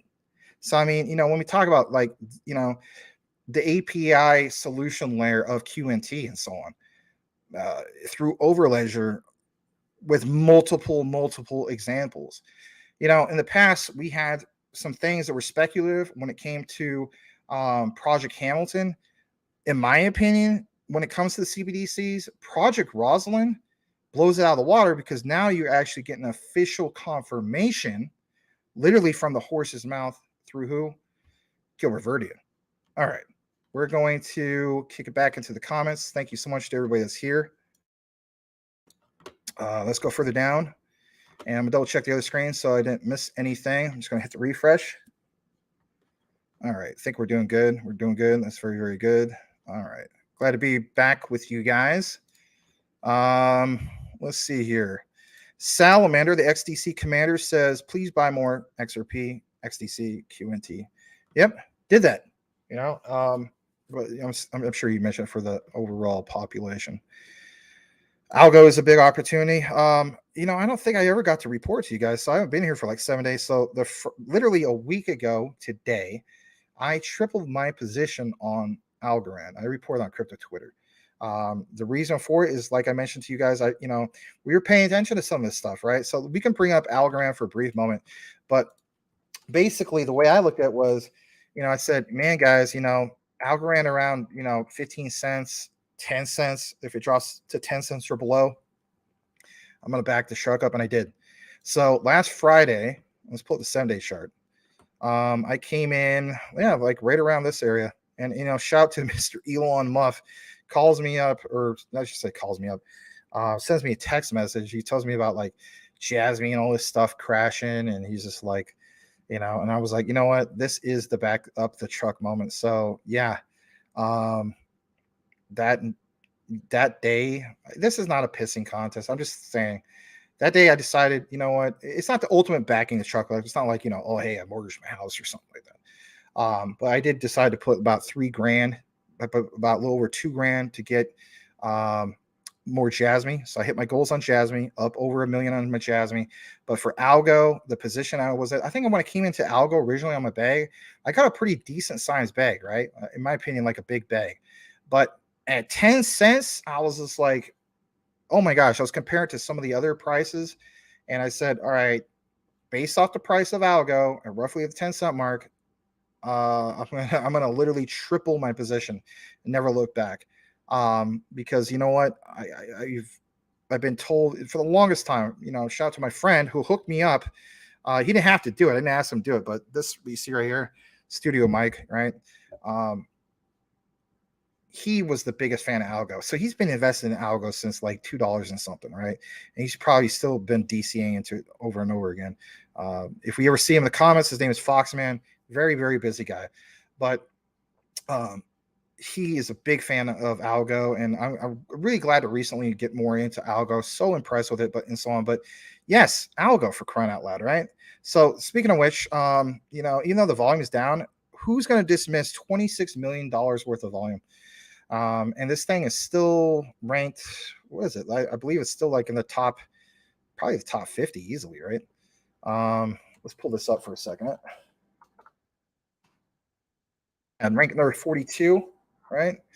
And if you're wondering, like, what was the all-time highs for this? I believe it was like over $2, like well over $2. I mean, you can't really start off with 290, 912, 2021, 238. So, I mean, at the height of the next, bull run, obviously it's going to do well.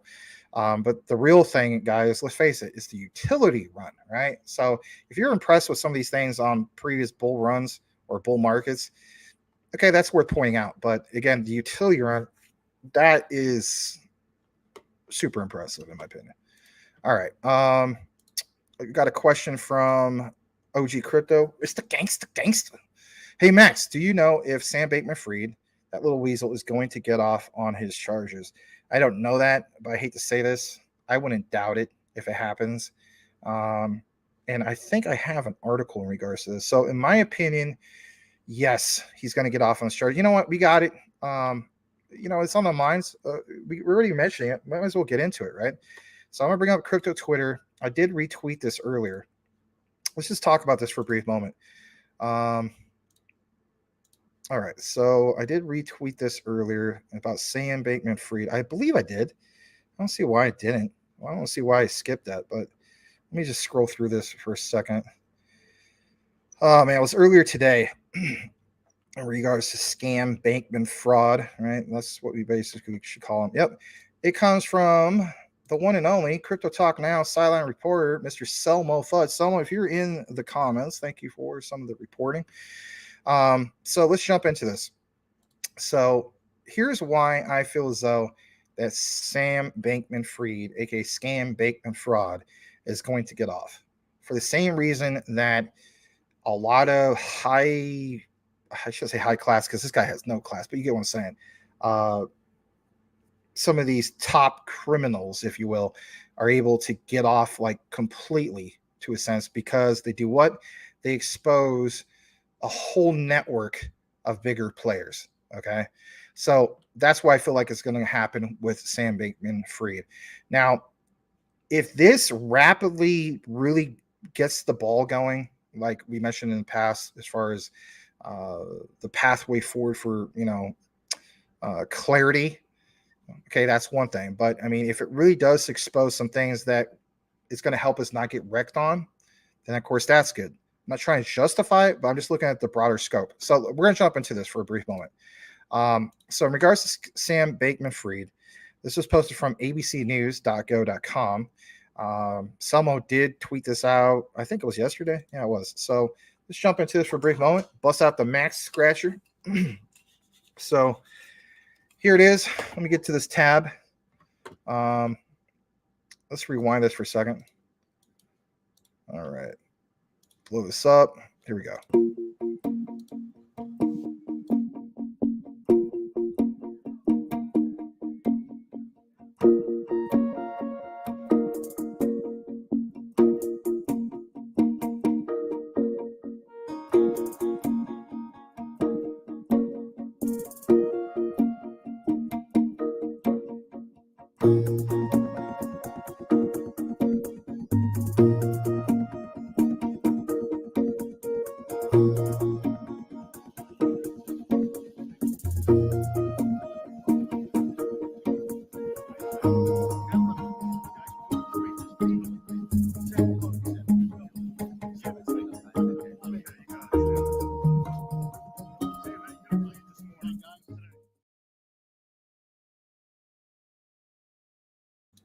All right, man. Super zoom in. I know. Hold on a second. Let me get back to that. Hold on a second. Share screen. All right. So let's get into the actual article. So this is still very, very recent news. I mean, and at the end of the day, it's technically headline news. This is Main Street news, right? We know that when it comes to the narrative, as far as mainstream news, they only cover two or three things. All-time highs for crypto, like Bitcoin, 11/11 2021 is all-time high at 69K, or massive crashes, or things that happen with FTX, the bad players. So it's either like extremely good news or extremely bad. They will not tell you the use cases of blockchain, DLT, any of that stuff, right? So federal prosecutors in New York said they would drop several criminal charges, at least for now, against disgraced crypto executive scam Bankman fraud. Right? Let me jump back into the frame. And basically, this is if the judge agrees to him later on those charges. The offer to sever 5 of the 13 charges followed a ruling earlier this week in the Bahamas that allows Bankman fraud to challenge the additional charges. The prosecutor said during a hearing Thursday it was uncertain when the Bahamas would decide whether to consent to the new charges, which included bank fraud and allegation Bankman fraud bribed the Chinese. Yikes. Look at this quote. Severing those counts seems to be appropriate given the developments in the Bahamas this week, the prosecutor Nathan Rain said. Bankman Fried, who has pleaded not guilty. And that's another thing. I mean, really? I mean, apparently, he must know something we don't. Because to me, he's guilty as all hell, But anyway, it says it's scheduled to stand trial in October. And that's another thing. It's like, some people are like, why isn't not just like immediately? You got to keep in mind, even on murder trials, right? We know that things can take forever. A person could be literally waiting forever to, get anything going.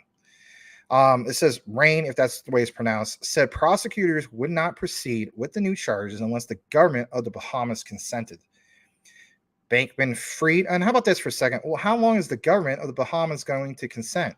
Like, I don't know. I mean, it could be something that literally gets dragged on and on and on. I mean, I don't know based off of other previous cases. I mean, are we going to have like, what's his name? Phylan, right? From Ripple, who reports on some of these things and, follow the progress of the Ripple case and so on. And it's like, oh, George Torres typically, rules on judgment in this time frame. Do we have something like that's going to follow this whole case? I mean, possibly. But it is the government of Bahamas. And last I checked, they don't exactly have, big criminal cases like this to reference, right? So there's that. Bankman Fried was extradited from the Bahamas on 8 criminal charges stemming from the collapse of FTX, the crypto exchange he founded. We know that.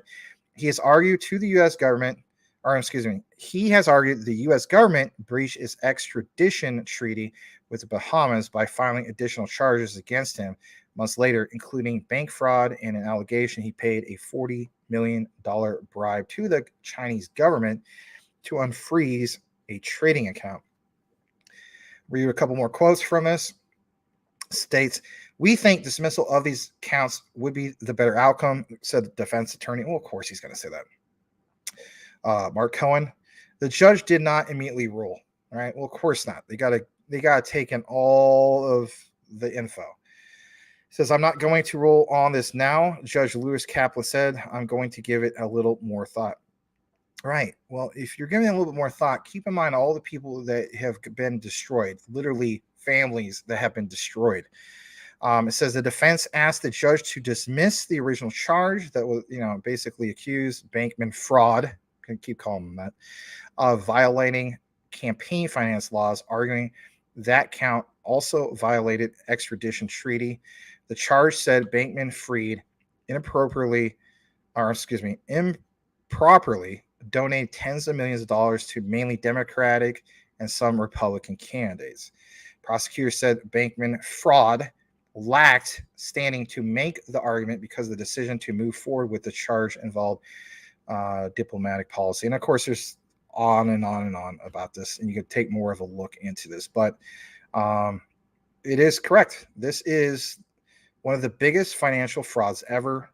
And like it also says, he has been free on bail, confined to his parents' home, where he has access to the internet and all that other stuff, and the Palo Alto, and restricted in his use of the internet. Well, how restricted? Really?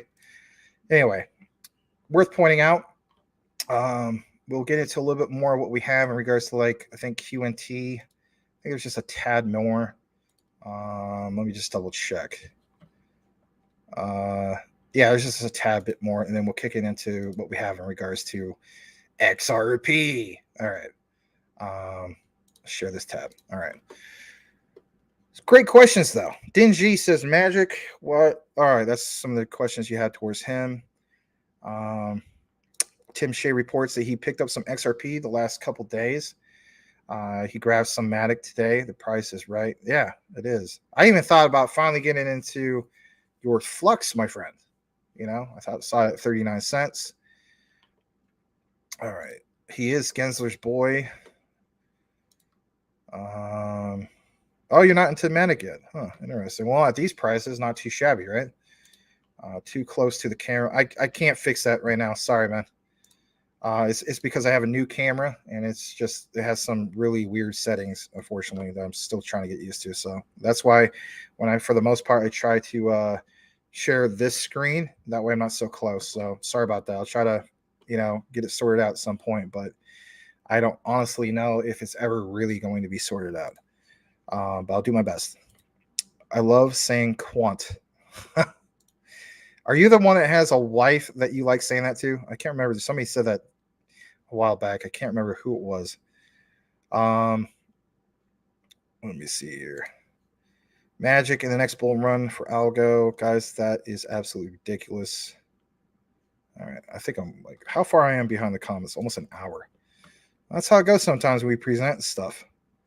All right. Let me see if I forgot something on the other screen. Hopefully I didn't. Nope, I didn't. That's good.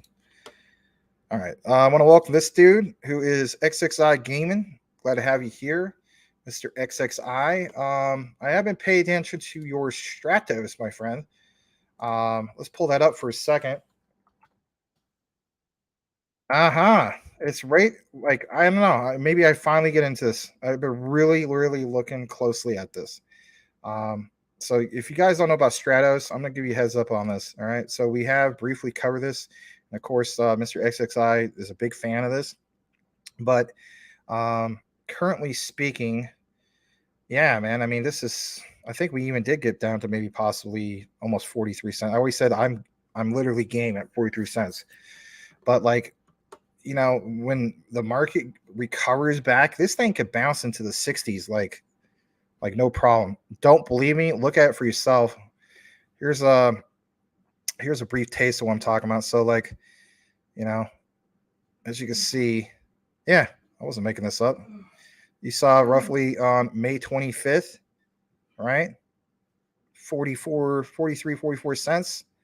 Then at the peak of the month, went up to about 65 cents on June 3rd, right?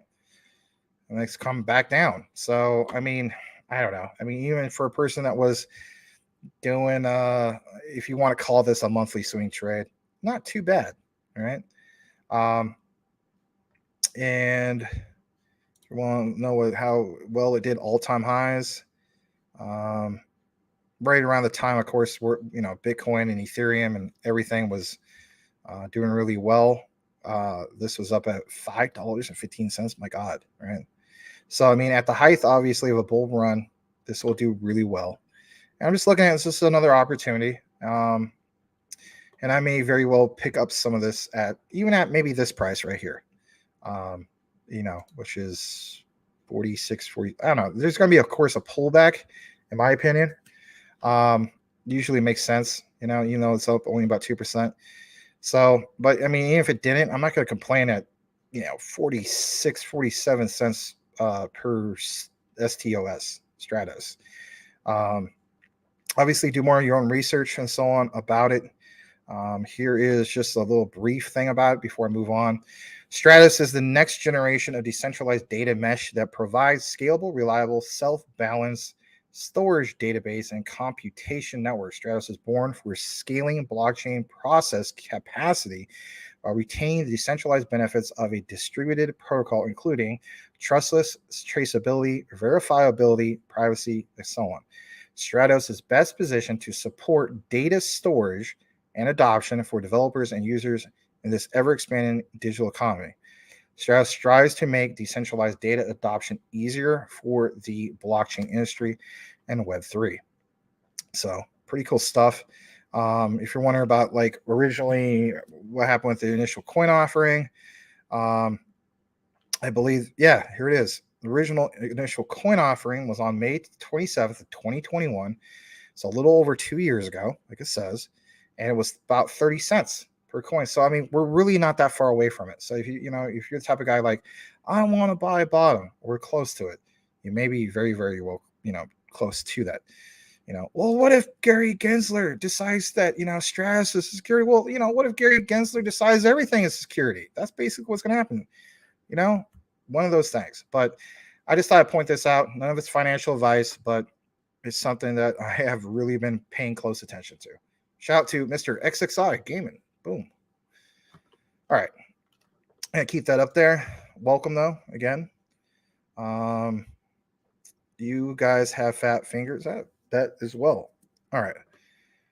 Papa don't preach. Man, that's a while ago when I presented that. So you can always tell, like, what happens. Did Max read the top 100 yet? No, that's strictly Larry only, my friend. He told me he was going to do the top 1,000. I was like, you got to be kidding me, man. Really? But anyway. Yeah, I saw that. That was kind of funny. I saw just a brief thing. Mr. Elon Musk sent me the screenshot about that. If you're just connecting, please hit that like button if you haven't done so already. All right. Dingy says, where is the fat juice? Mr. Rand. You will not see Rand, aka Mr. Mudbutt, until the year 2024. That's what he said. So hopefully he's doing well and he's not having any Hershey squirts at the moment. All right. Brian, now a serious question. Does Caroline go to Larry's house for the bidets, or how fast can he read the top 100? That's a serious question. All right. You guys are funny, though. I'm glad you're having a good time. All right. Yeah. No Vaseline in the M16 because you got to be like Arnold Schwarzenegger and you got to feed your body creatine because your favorite jewel is diamond. Your favorite color is green. You piss green and smoke Louis the 13th. Boy. Anyway, that's a line from G Unit from back in the day. I'm sure Brian Dowie might know what I'm talking about. All right. Brian Dowie says, I thought we were supposed to say Quant for Max and Vaseline for Larry. You guys are funny. But I'm glad you're having a good time. All right, let's go further down in the comments. I want to welcome Mr. Michael Montclair. He says, hey, everyone. Got more crypto off a hot bit. That's good. AI Doge, Pepe, Lepu, and Baby Doge. All right. Vaseline, waiting for you to read my comments, Max. I'm trying my best to read your comments, my friend. And hopefully you're having a good weekend. If you guys don't have to work the weekend, if you do, then you do. Like Mike Cornwell. I think he works Saturdays. Maybe he works every day. I don't know. All right, let's see here. I could run the show when you're on. Oh, yeah, I read it that a long time ago. Man, that's how long it takes to get to that comment. That's crazy. All right, let's see here. Mr. J Crypto, welcome back, man. Classic LCX with all those other ones in your avatar. Let's see what other ones those are. You have H-bar. You have, I believe that's Constellation Dag, or is that Link? I can't really tell because it's kind of small. Yeah, Polkadot, Quant. Don't know what the other one is. Digibyte.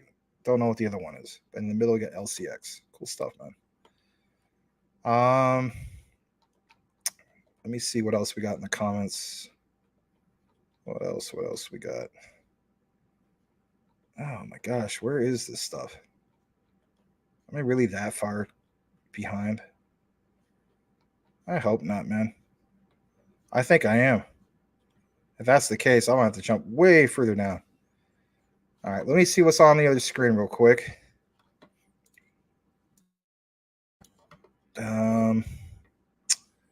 Man, oh man.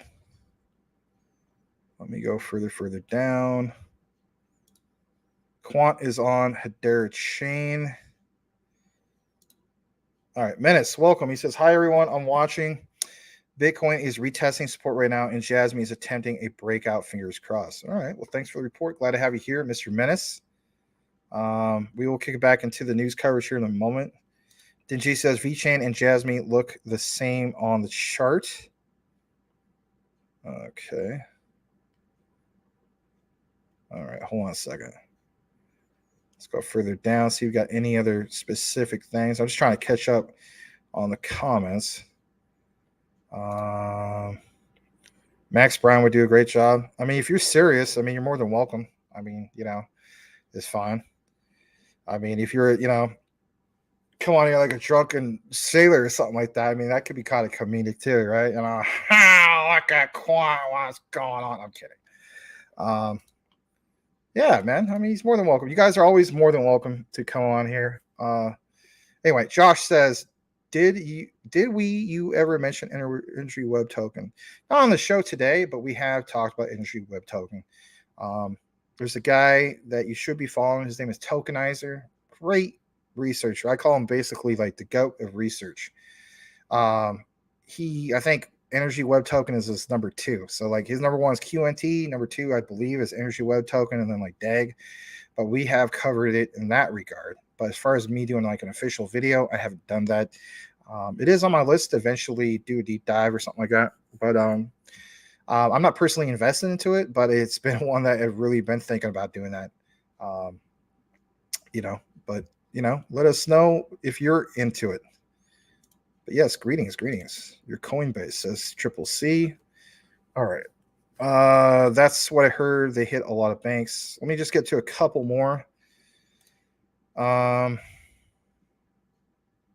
almost said Teenage Mutant Ninja Turtles, but that's not it. TMNG is a new token that gives us the opportunity to buy precious metals directly through cryptos, good money storage options, gold, silver. I know that's a typo. It's okay.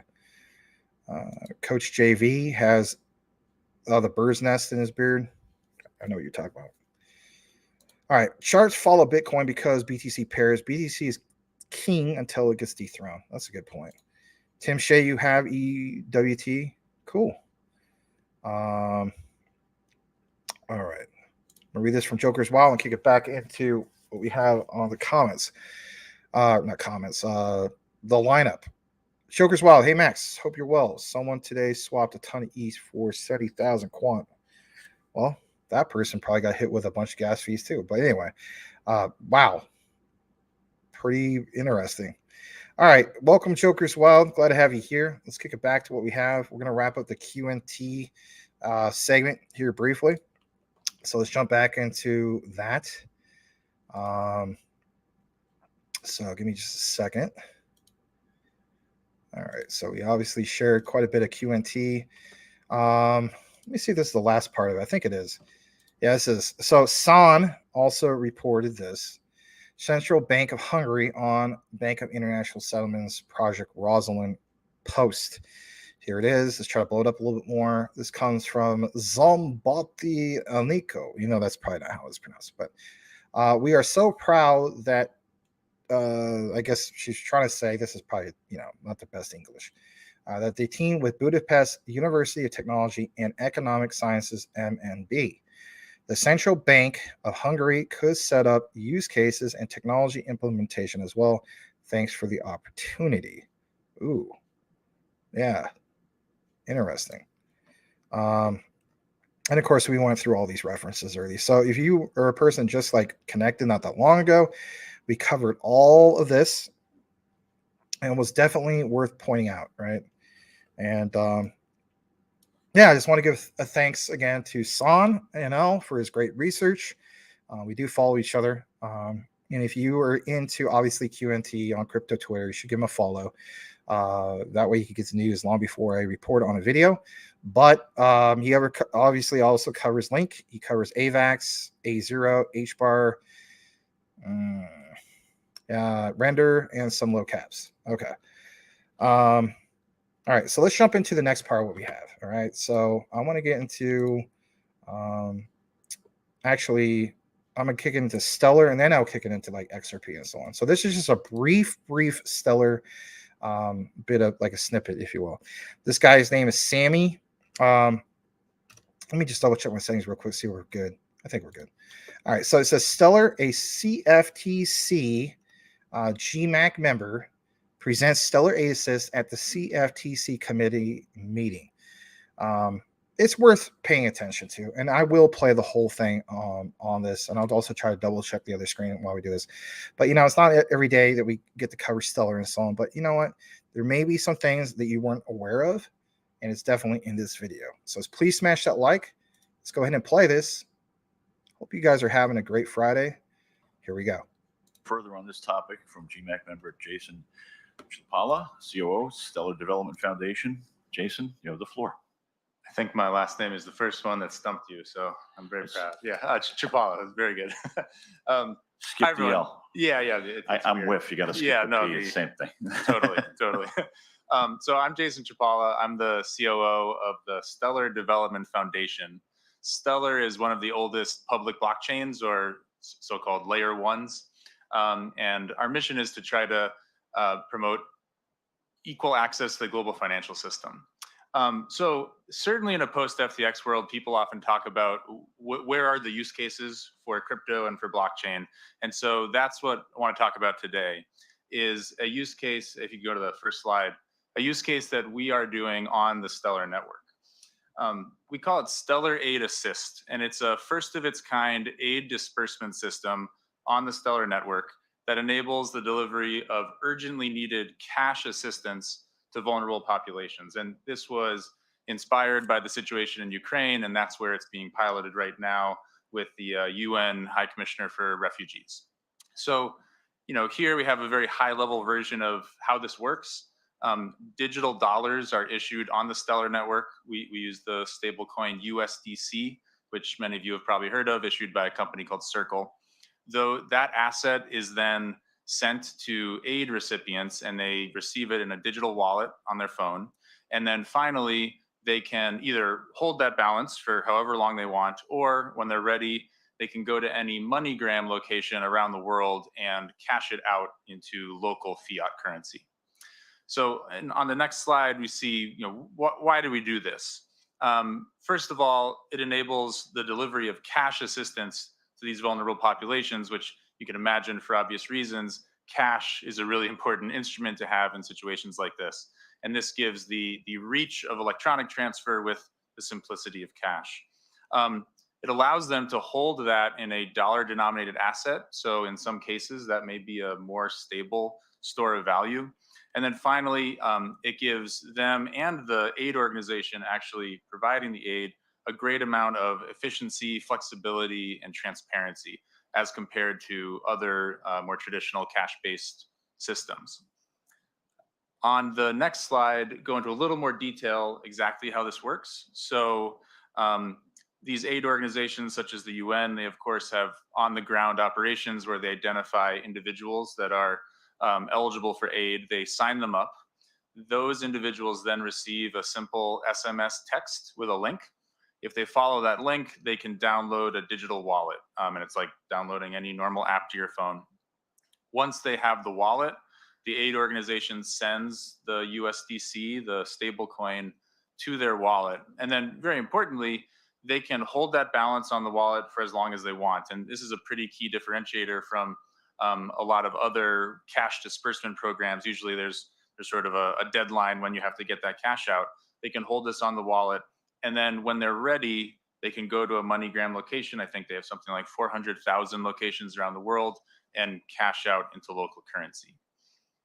And on the next slide, we get into some of the benefits here. So transparency is a huge benefit for the aid organization in particular. They're able to trace each step of this transaction. They can see when the stable coin has gotten to that person's wallet. They can see when that person has cashed out. Fraud can be a pretty big problem. Pretty big problem for programs like this. It eliminates any potential middlemen that could take some of that. It also provides instant bulk disbursement. As soon as the stablecoin is in their wallet, and these are so-called non-custodial wallets, so the individual controls the keys, as soon as that disbursement is done, that individual has that value and it can't be taken away from them. Again, that's very different from more traditional cash-based programs. The recipients also don't need bank accounts. They just need to have a phone that can download an app, and now they can have this stable instrument that can be more stable than local currency. And the portability that those individuals get is really amazing, because as you can imagine, if you're a refugee or in another, in a conflict area, holding physical amounts of cash can become quite dangerous as a matter of physical security. So they can hold that balance. And then also it's global cash out. So an individual could sign up with the UN in Ukraine, receive USDC into their wallet. They could then, for example, cash out half of it into hryvnia in Ukraine. If they next week end up having to flee to Poland, they can then cash out the rest in Polish zloty. So again, a very unique situation. So that's more for the individuals. The aid donors, this allows them to sort of realize the benefits of can you move to the next slide? I'm sorry. These programs can be extended very easily. Each of these pieces is very transferable. For example, the digital wallet that we're using right now in the program, any digital wallet can be used. We happen to use one that our foundation has built now, but any wallet can be replaced very easily. It's a very low cost solution. And as I already mentioned, it helps to reduce fraud. And on the recipient side, as we've already touched on a bit, this really helps the unbanked population. I like to think of this as money at rest. For the unbanked, usually the only way they can get money at rest is to hold it in cash. Whereas all of us with bank accounts, we can feel comfortable, have our money at rest electronically in a bank account and sort of use it, get it out as needed. For the unbanked, that's not the case. This gives them a way with that digital wallet to sort of hold it at rest. But even for the bank population, this also works. They can do a digital cash out. So instead of walking into a MoneyGram location and turning their USDC into cash, physical cash, they can also, and MoneyGram can facilitate this, they can do a cash out into a bank account. These are all very simple to use wallets, and we've talked about can be cashed out in local currency. Finally, on my last slide, just again as an overview of the organizations involved here, as I mentioned, I'm from SDF, which is a nonprofit organization. Circle is the issuer of the stablecoin USDC. MoneyGram International is one of the two big global remittance companies. And then, as I mentioned, Vibrant is the wallet that we're using now that we at the foundation built. But again, that could be replaced with any digital wallet at all. So we hope this is a useful example for the commission, for the CFTC of a real world actual use case, a non-speculative use case for blockchain. Thank you. Thank you very, very much, Jason. We're going to continue now with remarks from GMAC member Christopher R. Perkins, who's president of Coin Fund on non-financial.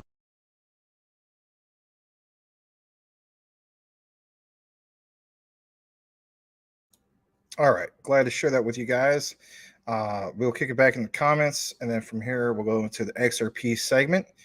Let's see where I was last at. Hopefully I can pull it up. I think I can. Man, there's a lot. OG Crypto says you got to go. Take care, everybody. All right. Hopefully, Coach, you can't see what or hear what I'm saying because you already left, but that's all right. Quant pump is because of Bank of England, 100%. That's a good point. All right. Let's see here. Here's an update. So it was probably you. Cash Cat says, my wife side-eyed me because of me saying Quant. All right. That's good stuff, man. Even Triple C thinks it's pretty funny. All right. Dingy, my wife asked me when we rich. I say, I don't know. Quant be pumping today. I mean, like, right. If you really, really knew the exact time, right? You'd be the ultimate fortune teller, right?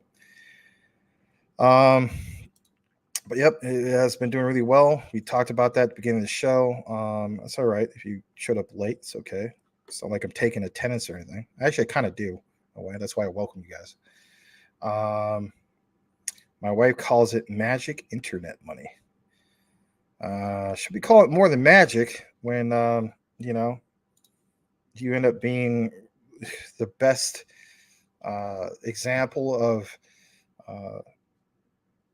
a person that succeeded through some of these things, some of these investments in the history of probably, like, I don't know, unless you have a very, very rich family or something. You get where I'm going with this. All right. Michael Montclair says, my whole family, mother, sister, thinks that he's being scanned and I am a dreamer. Right. They always say that. Think about it. I imagine, even in the early 2010s, all right, we talk about BTC and so on. People would think, oh, that sounds too good to be true. How about this? You want to talk about like fear, uncertainty, doubt. Larry's mentioned this, so it's not like I'm not, I'm spilling the beans. But remember how he mentioned before that he had a friend who originally introduced Bitcoin to him, and he was like, man, I gotta get into Bitcoin. Then he had another friend who basically said, oh, Larry, maybe it was his friend that worked for IBM. Oh, Larry, you don't want to get into that. There's some heavy ties into, drug trafficking and stuff like that. And you want to avoid that. At the end of the day, what is the main thing we should all do, right? I mean, we all make mistakes. What's the main thing we should all do? The title of today's show is TGIF with Max, right? But normally when I come on here with you guys, not normally as of lately, right? But typically speaking, when I have a show and I title it says DYOR with Max, right? Do your own research. For those who properly did their own research and read that Satoshi white paper back in the day and really, really went over it with a fine-tooth comb and just kept reading it and understood, you know what? This is original. This is unique. I might throw a little bit of money into that. Some people did that. Some people who basically who did that, and there's other people who didn't do it, and just, let's face it, they aped into it, right? But whatever the case be, those guys, what I mean? Like, and then, everybody uses those guys as examples. Like, oh man, if I would just put some money into Bitcoin back in, 2010 or 2013 or some of these other years, right? We're going to get to that point when it comes to these altcoins. Right? That's just basically the way I look at it. Just because nobody can, for the most part, vouch for some of these things because their family members, don't necessarily believe in it.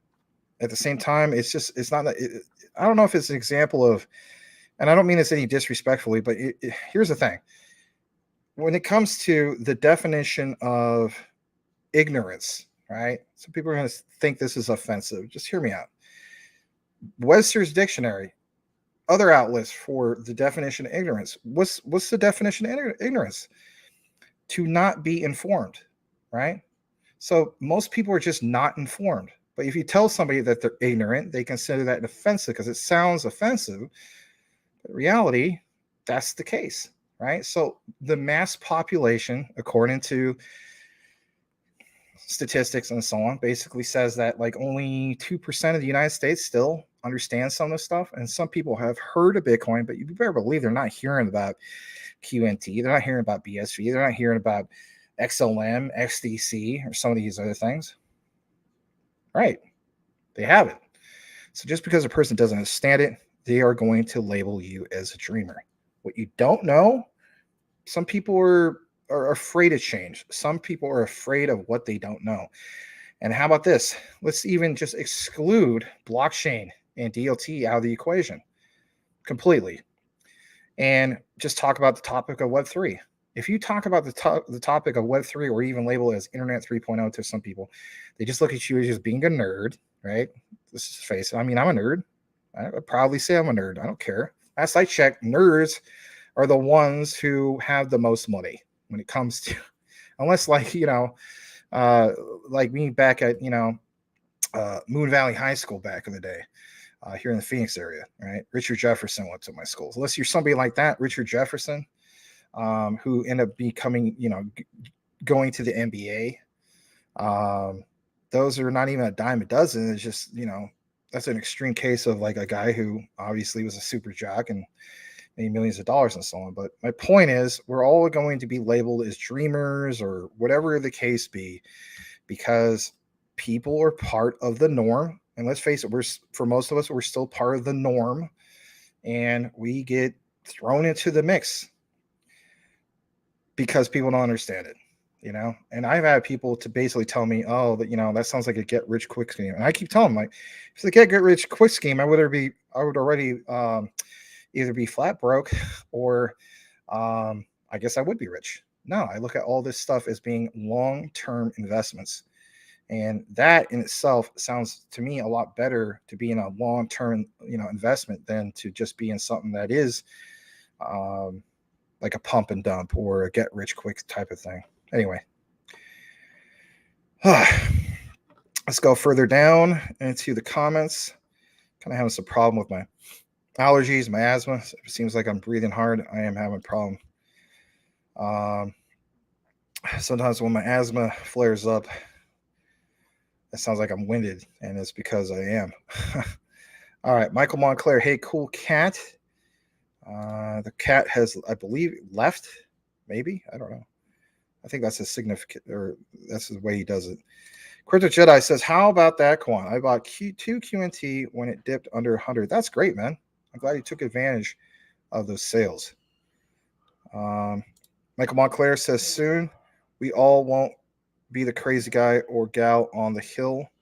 Everyone will jump in and it will be the norm. Good point. All right, we're going to jump into what we had, because if we don't, we'll be here all night. All right, so what I'm going to do now is I'm going to kick it to what else we have on the lineup. Here we go. I'll share this tab instead. Let's jump down into it. I believe it's further down here. All right, so I want to show you guys this just real quick. All right, so let's start it off with some XRP. You know me. This comes from Mac Attack XRP. He says, analyst sees 30x. All right, for a lot of us, for a longer term, we see this being way higher than 30x, like into the thousands x, at least for me. Some people don't believe in XRP, and that's okay. I know who some of you guys are in regards to that. It's all right. So analyst sees 30x surge for XRP, identifies attractive buy opportunity. XRP might have dropped below the 50-cent psychological support, but an analyst sees this as an attractive buy opportunity, forecasting a looming 30x surge. I could get into all this, right? But I thought I'd point some of it out. The other thing I want to jump into in regards to XRP is further down here. And we'll get into this thing about BlackRock here in a bit, as well as that. But here it is, a little bit more from this guy. He states, XRP price to hit 30 if Ripple wins lawsuit against the SEC, hedge fund manager says. Now, the reason why I'm bringing this to you guys is this, right? So for most of us, I think the general consensus is, for some of the diehard guys when it comes to XRP, we feel as though $10 per XRP, for the most part, I would say the stats would support, like, if you guys ask the XRP army, they feel this is going to be at least 10. This is the highest I've seen it in regards to, like, I guess you could say, quote unquote, hedge fund manager, right? So I thought I'd point that out.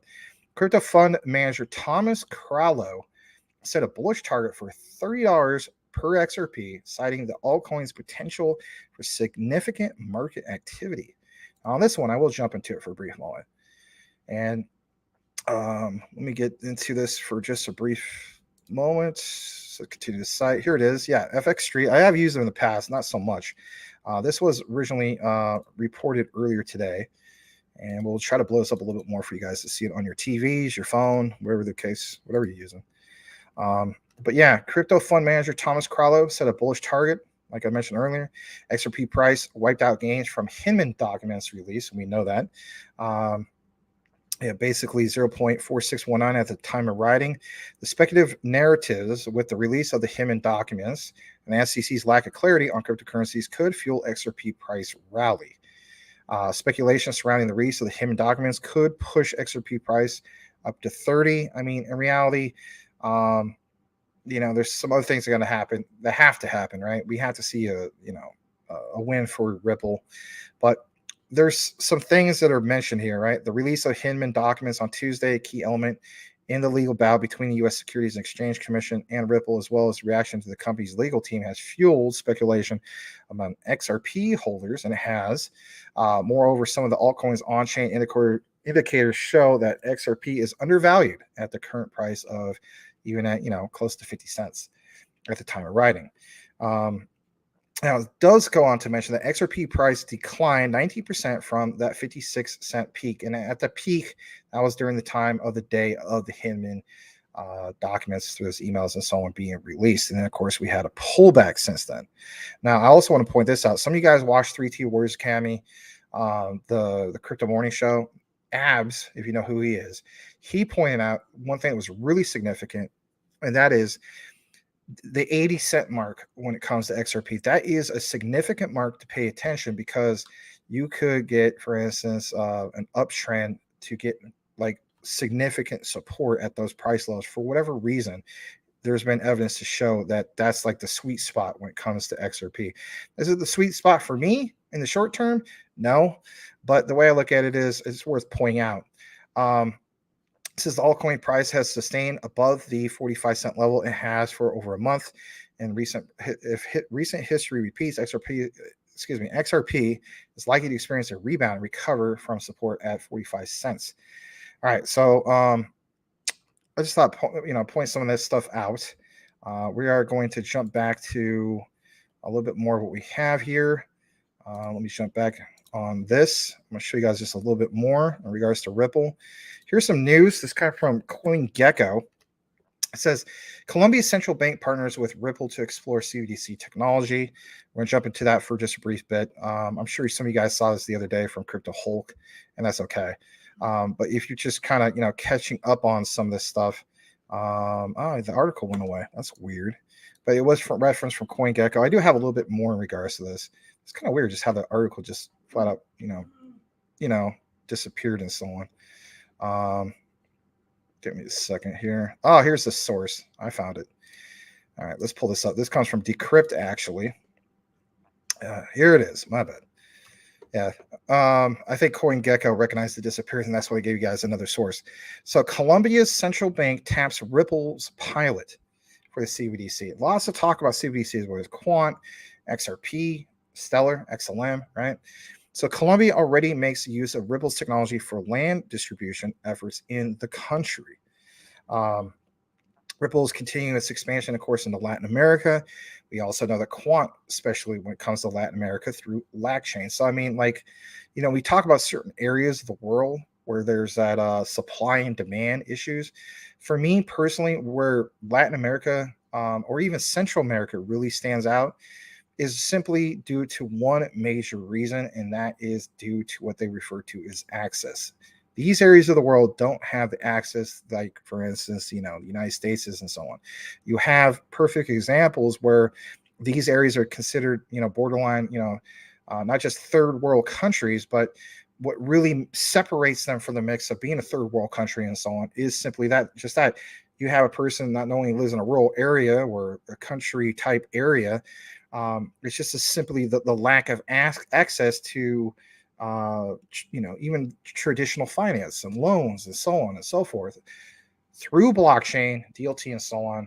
This is a game changer. And as a result, the bigger players that are part of the mix, whether it is, Gilbert Vernon and Quant and so on, have referenced this issue numerous times. So it's not just going to be like Quant bouncing on opportunity, obviously Ripple as well. So the software company founded by the creators of the cryptocurrency XRP today announced it has signed a deal with Colombia's central bank to explore central bank digital currency technology. Ripple said in an announcement that Central Bank of Colombia and the Ministry for the Information and Communications Technologies, MINTIC, would use Ripple's CBDC platform to pilot use cases that will enhance Colombia's high-value payment system. Ripple's CBDC platform, of course, uses Ripple's XRPL, a public blockchain. We know some about this stuff, but check out this part. The announcement did not say that Colombia is planning to launch CBDC, but James Wallace, vice president of central bank engagements and CBDCs at Ripple, added the pilot would, quote, pave the way for transformative advancements in the utilization of blockchain technology with the public sector. This last part, I will read this too. A CBDC is a digital version of a state's fiat currency, just in case you didn't know, like the US dollar or the euro backed by central banks. CBDCs are digital assets, but are different from the likes of BTC and ETH because they are controlled by a single centralized entity. All right, we're going to jump back into the comments for a brief moment, and then we'll get into some more Ripple news. Going further down, let me see here.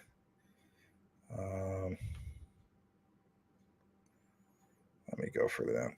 Michael Montclair says BlackRock interjecting $9 trillion will completely change the market landscape. And I do have some info in regards to BlackRock.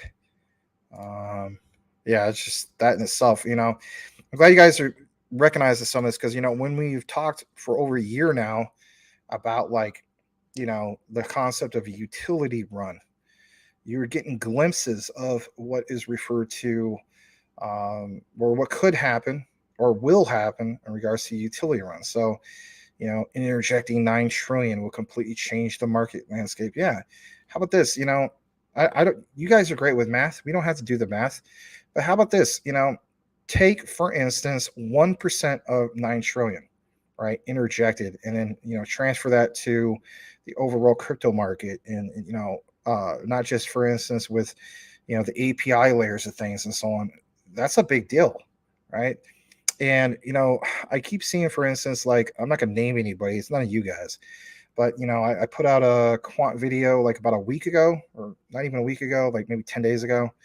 And this guy was saying, actually, it wasn't through Quant. It was through the XLM video I did. And it's just like, man, you're completely wrong. Stellar and XRP, they're not going to be worth more than a couple bucks because that's all they need to be worth. When people state some of those things, they don't realize how much that, you know, these things are technically worth for the broader side of things in the future with these utility runs and so on. Because here's a great example. Whether you are for XRP or not, how about just on the XLM side of things? Taking on the debt of some of these things, but especially, of course, when it comes to Ripple's XRP, that debt in itself, I mean, even in the United States, 32, where do we go up to? 32, 33 trillion on the last debt ceiling. Let's just say it's still 32 trillion on itself. So, I mean, BlackRock interjecting 9 trillion will completely change the market landscape. That's just another perfect example. You start adding up some of these things about not just the US's debt, but other countries and so on, then it starts getting really, really just wild and crazy. Some things that people just never even thought about. Where I have issue is the people who are behind the scenes, like, you know, I shouldn't even say behind the scenes, but like, you know, the Elizabeth Warrens of the world, who just would completely dismiss it. Kind of like the same people that will dismiss you, Michael Montclair, for being a dreamer, right? So it's like, I'm not trying to say it disrespectfully towards your family, but, you know, and I'm not trying to compare Elizabeth Warren with your family. But to me, it's just, there's people who get it, who represent, I guess you could say, the best interests of some of us and so on. And there's other people obviously don't get it. Which bigger players will prevail? To me, it's the ones that do get it. Glad you guys recognize that. 9 trillion, holy smokes. Yeah, it's crazy stuff. BlackRock is bullish, and we'll pull up a little bit of what we have in regards to that here in a bit. All right, let me go further down. QT trending on Twitter, 1.1 million tweets. I did see that earlier. Yeah, I did see that. Napoleon Dynamite is Sam and Caroline's load child. Ugh. All right, Michael Montclair, he says he accidentally bite the dust soon. Beautiful vacation in Greece turns into an unexpected accident. They killed 8 billionaires. Yikes. That's an insult to Napoleon Dynamite. I love Napoleon Dynamite. That was one. I could watch that movie probably like once a month. I mean, if I could. You know what? Something. You know, the things that we wish that never happened. Here's one for you guys. I always wish they would have done a Napoleon Dynamite TV series instead of like just one movie. You know what I mean? Just an actual TV series. I know there was the animated cartoon. I actually kind of like that. But I always wish it would just been with those characters and a TV series for character development and so on, because I don't know, I really love the movie. The DVD, I actually like some of the deleted scenes, were pretty funny too. Anyway, shout out to all those who like Napoleon Dynamite. Let's see here. Coochie Boy says, my first crypto purchase was XRP. That's awesome, Coochie Boy. When was that? You don't mind sharing that? When was that? Moonbird. Max, my favorite dude. Well, glad to have you back, Moonbird. Always recognize you because of your pretty sweet ride you got there. Welcome back, Moonbird. I'm glad that I'm somebody's favorite dude. I mean, sometimes nowadays I'm not exactly people's favorite dudes. Because my inner circle has literally gone over the years, maybe like a lot of you guys, from what you thought was a lot of friends to wiping out your BS friends for getting a little tight inner circle. Was it from Nas? He says like something like, was it low changes and life changes, low changes, and best friends become strangers. There you go. Word up. That's what he says. It's true. Some of the people you thought were like your best friends and so on just becomes that much more of a like slashing some of that stuff. But some of you guys, maybe have best friends from like kindergarten or so on. I have a not necessarily a best friend, but I mean he's definitely up there. That I know since the second grade, but I haven't seen him for many years. But we do keep in touch. All right, GT Max, did you see Gary Gensler's new boy, Aaron Kaplan, the co-founder of blockchain company Prometheum? True villain. Look him up 100%. Ooh, Aaron Kaplan. No promises. I mean, I'm not gonna do like a deep dive about it and so on, but I'll try to, remember that. Interesting. All right. GT says straight out a bad 80s movie. That guy. Oh no. Bad 80s guy. So he's kind of like is he worse than Johnny Lawrence, Karate Kid douchebag? Or although how about this? You guys watch, hopefully you do, watch Cobra Kai. I love Cobra Kai, right? So I kind of like the idea that they kind of flipped the script to a sense, right? Where Daniel LaRusso, he's the one that became like, as he got older, like became like kind of a douche. And Johnny Lawrence is the guy you're kind of rooting for. It's kind of funny. They kind of flipped it in that regard. But yeah, the actor that plays is Johnny Lawrence. I forgot his name. He also played in the movie with Rodney Dangerfield, Back to School. He also plays, he's just a stereotypical 80s douche. Anyway, I gotta stop saying douche. Because I'll activate the degen talk, right? Anyway. Stratos sounds like Jasmine.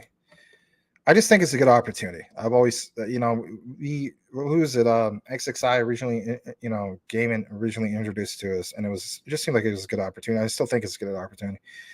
It was a serious question, Max. To come on here, you're more than welcome to come on here. Just let me know, for real. Just send me a DM sometime, and we can make it happen. Hey man, for real. That goes for anybody, man. That's part of our community. Sure. I mean, are you kidding me, man? You've been watching us for like well over a year, so sure. I have no issues with that. Why would I have any issue with that?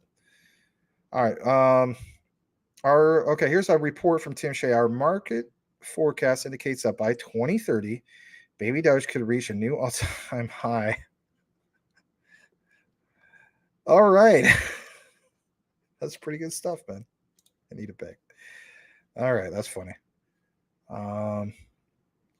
Bullish, or I should say bullish. Oh yeah, you know what? GS, congratulations becoming a new member, and thank you, Edward Vincent, for gifting a membership. That's awesome.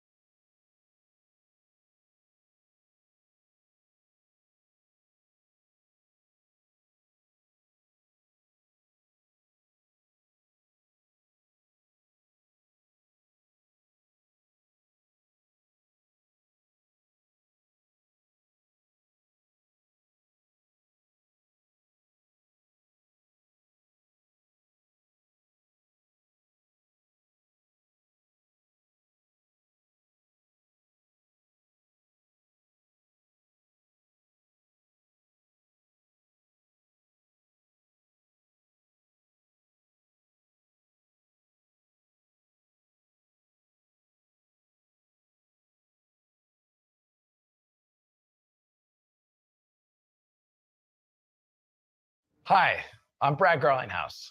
As many of you know, I don't often make videos like this, but then again, not every week has been like this one.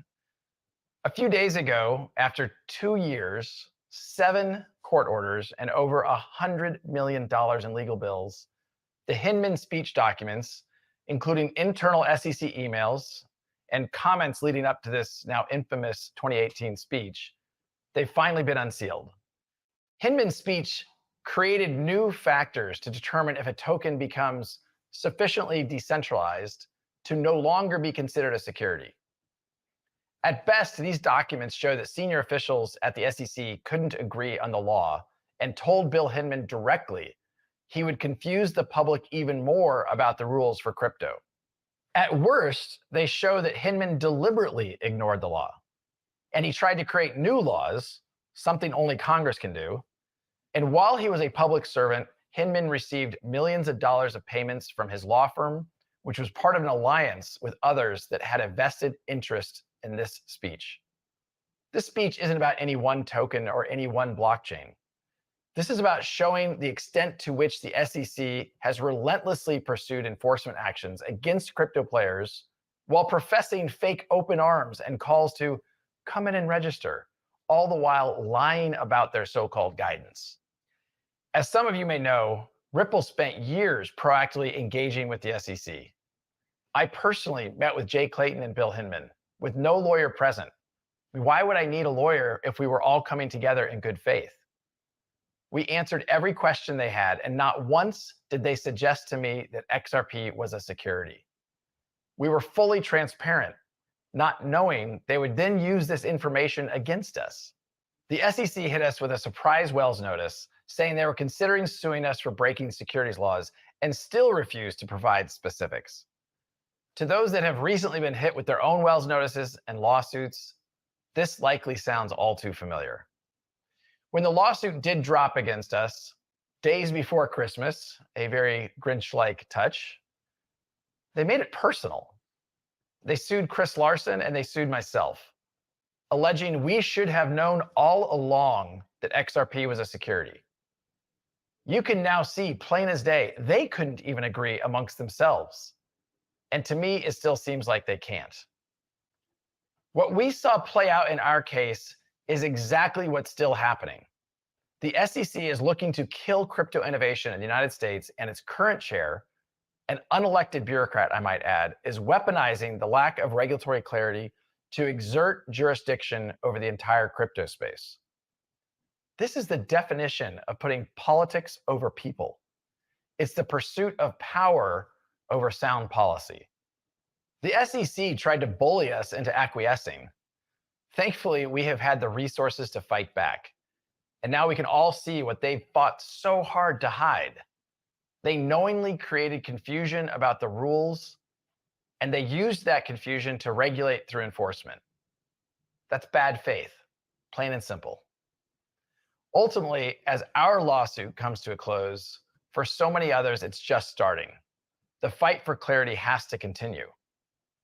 I just want to conclude by saying to my colleagues here at Ripple, to my family, my friends, everyone who has supported us over the past 2.5 years, and certainly to the whole of the XRP Army, a very heartfelt and a very genuine thank you for that support.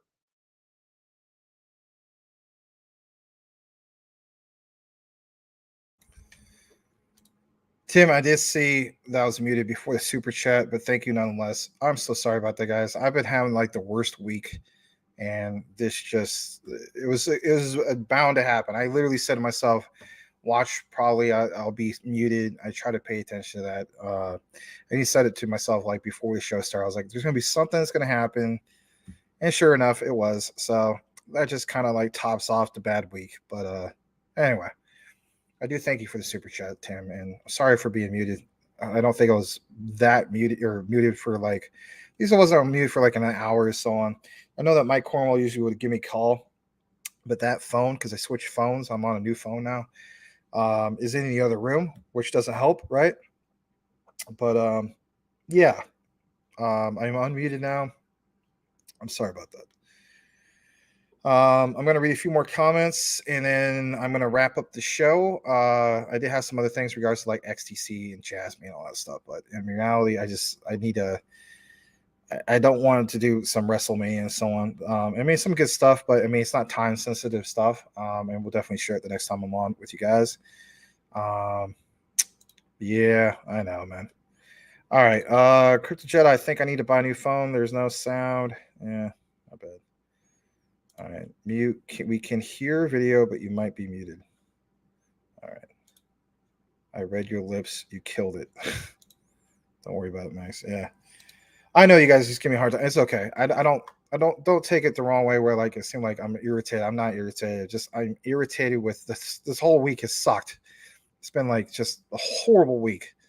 But you know, the way I look at it is I count my blessings, I count them one by one. I count my many blessings, see what God has done for me. I think it's gonna be a lot worse, you know, where I think it's gonna be just a lot hell of a worse than they are. But I'm glad it's the weekend. I get to unwind and so on.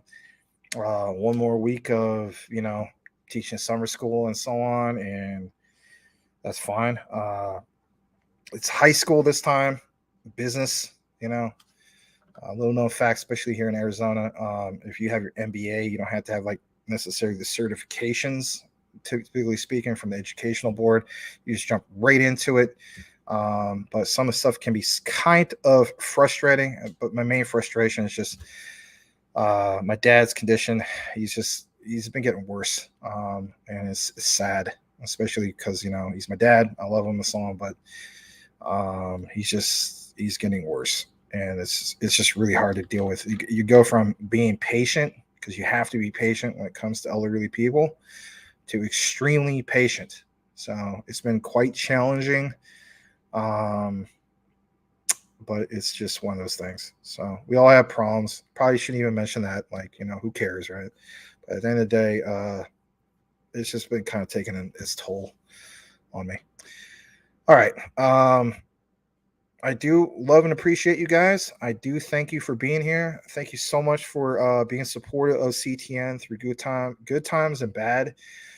Thank you so much for, you know, basically helping out Larry by showing up to the show and be supportive of him and so on. I do believe unless he needs me to cover tomorrow, he'll be back for the weekend. I'll try to get back to a normal schedule Monday through Friday and so on. I will still regularly put out, you know, either Jasmine or Quant videos or just recorded videos in general. I do have quite the deep dive for Jasmine in regards to Toyota, Panasonic, and some things you may not have been aware of. I know you guys have probably heard the whole thing about Toyota in the past, but there's a key thing in regards to Toyota and Panasonic together that's huge for Jasmine that you may not have been aware of at all, just period. None of it's financial advice. It's just some really interesting findings that I have found. There's going to be another Jasmine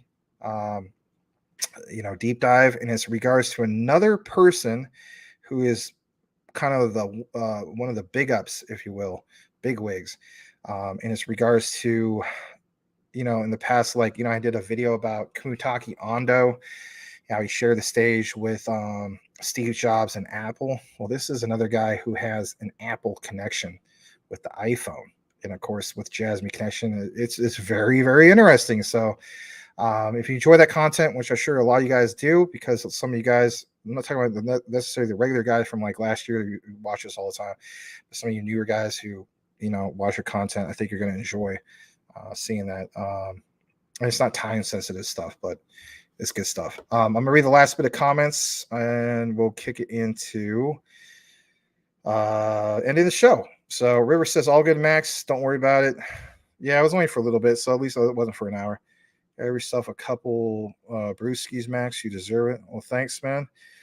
I don't know. I was so busy today that I didn't actually eat a whole lot. So maybe that kind of plays a factor. You know, we should all keep up with their sustenance, right? No, it's no worries, guys. It's just, you know, we all have problems. Like, it's life. You know what I mean? Sometimes it could really kick you hard. It's the way, you know, it's kind of like that Rocky movie. Was it Rocky Balboa? He's talking to his son. It's like how you plow through it or, take the punches and move on. Even with crypto, right? It's just like there's times in which, you want to kind of like, man, I saw this FUD about, Jasmine or some project or something. And you just kind of feel like, oh man, maybe those FUDders are right. No, they're not right. And you know something?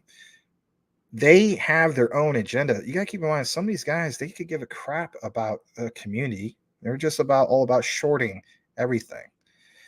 CTN Larry, what's up, peace? Guess what? As of today, I'm single again. Oh God. Oh no. All right. Well, I guess on tomorrow's show, he'll loop you guys in. Like sands through the hourglass, so is the days of our lives of Larry and his facade or fiasco of who he's with. Anyway, Max, tomorrow's another day. Yeah, you just got to take one day at a time. It's just I don't know. Today was like the longest day. Not as long as like that one movie was it called The Longest Day. Shout out to those guys. How about this, guys? I wasn't here to report, but June 6th, 2023, a 79th anniversary. Can you imagine next year, just real quick, next year will mark the 80th anniversary when it's June 6th of next year. The 80th anniversary of D-Day next year. So that means, basically speaking, if let's say it was next year and those guys who landed on those beaches at the age of 18, right, that would make them 98 years old if they were that young when they're, so those guys are like a minimum of 97.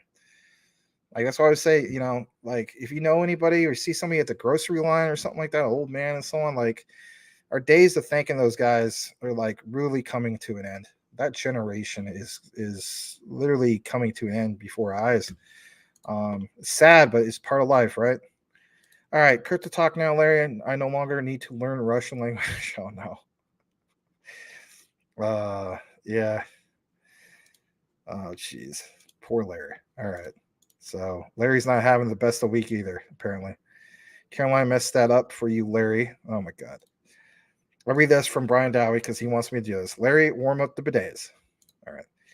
April Cornwell, my dad is in a nursing home. I totally get it's hard most days. He wants to be out, but I got 7 kids plus me and Mike. He's not mobile, so it's hard. Love you, Max. Prayers always. It's just, my thing is like the place he was at last, like it helped my mom because, the doctors originally told her that she would never walk again. And then I was just like, this place helped my mom walk again. And that was amazing. And so, but one of the things she complained about was like the only complaint I have about this place, this rehabilitation place, for physical therapy, occupational therapy, was like she was like the food here sucks, and so I would at least try to like bring her some food now and then. I don't know, man. It's just they say that my dad will live to be over 100 years old, but it's like the quality of life. That's where it's like for some of us, it's like I see in the comments, it's like. I know this is like continued coverage. Just hear me out for a second. I will end the show here in a brief moment, but I want to state this. Maybe some of you guys are in this reality when it comes to your parents or your loved ones and so on, or grandparents. My dad's old enough to be my grandpa. It's like a 47-year age difference because, my mom and my dad, it was like, that was his second marriage. But it's, for me personally, it's like, I would love to, some people say like, the life-changing wealth, I could wait for that.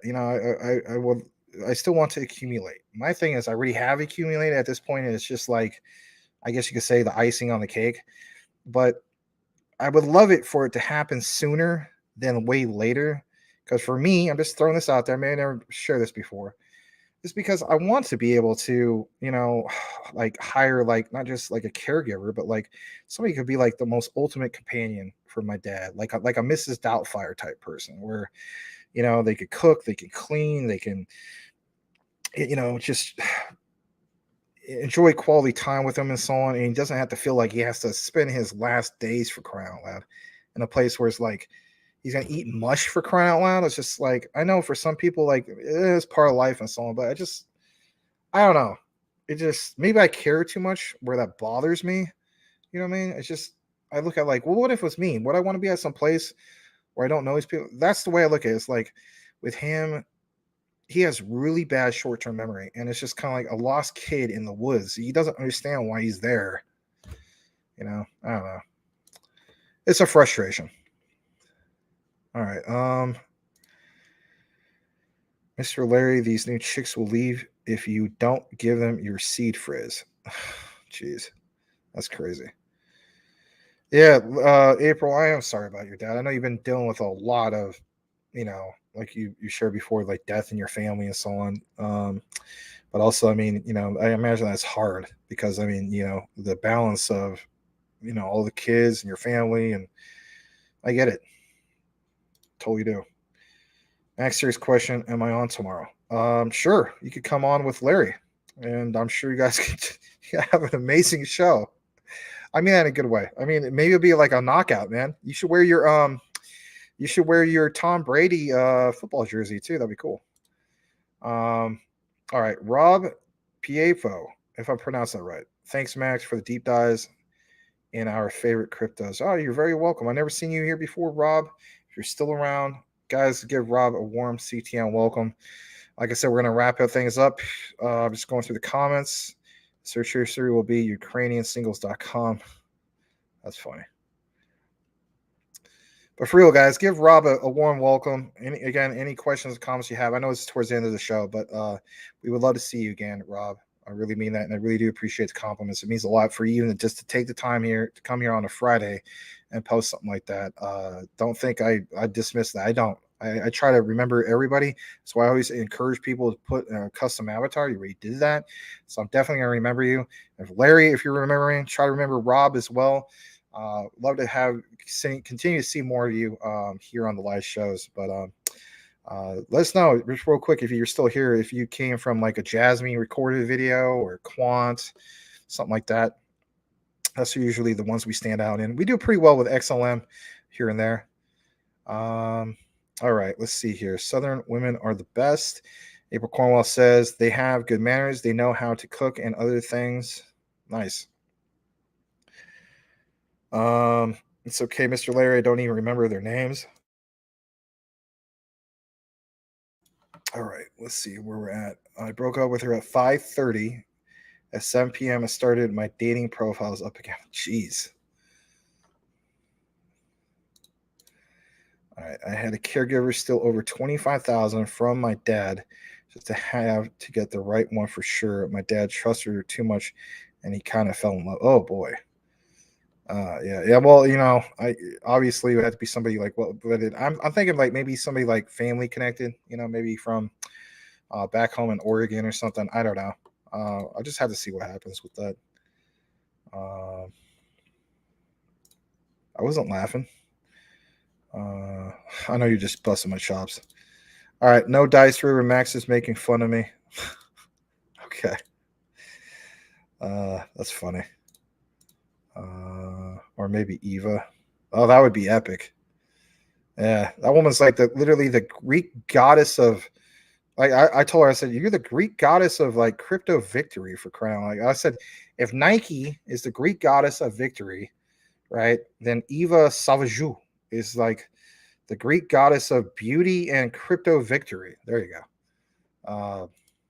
Yeah, I could see why Tim originally was just like always tagging her and so on, and on Twitter, because like, my God. She's better looking than most Hollywood movie stars, All right. Well then come on. Then just come on, You can come on with Larry. It's totally fine. You can come on with me. Whatever you want to do, man. Just shoot me or him or DM. We'll make it happen. All right. All right. Yeah. That's the last comment. Thank you again for the super chats and whoever else it was. I think it was April Cornwell. I appreciate you guys. It could still be epic, man. All right. Let me read this, Tim. That was okay. All right, guys. Thanks again for tuning in for CTN. I was glad to be back here. First time in a week. I will catch you guys on Monday, unless for whatever reason Larry can't make it tomorrow because, I don't know, he hooked back up with, Svetlana, he's just just like, oh, Larry, I made the worst, biggest mistake of all time. Oh, Lana, I missed you. I went on these dating apps. Oh, Larry, I watched Roddy Dangerfield in Back to School, and you look so good to me. You remind me of Rodney when he does the triple Lindy. Oh, Lana. Oh, Larry. Oh, Lana. Oh, Larry. Crypto. Oh, Larry. CTN. Oh, Larry. I don't know. Something might happen. Boil it, mash it, stick it in stew. We out.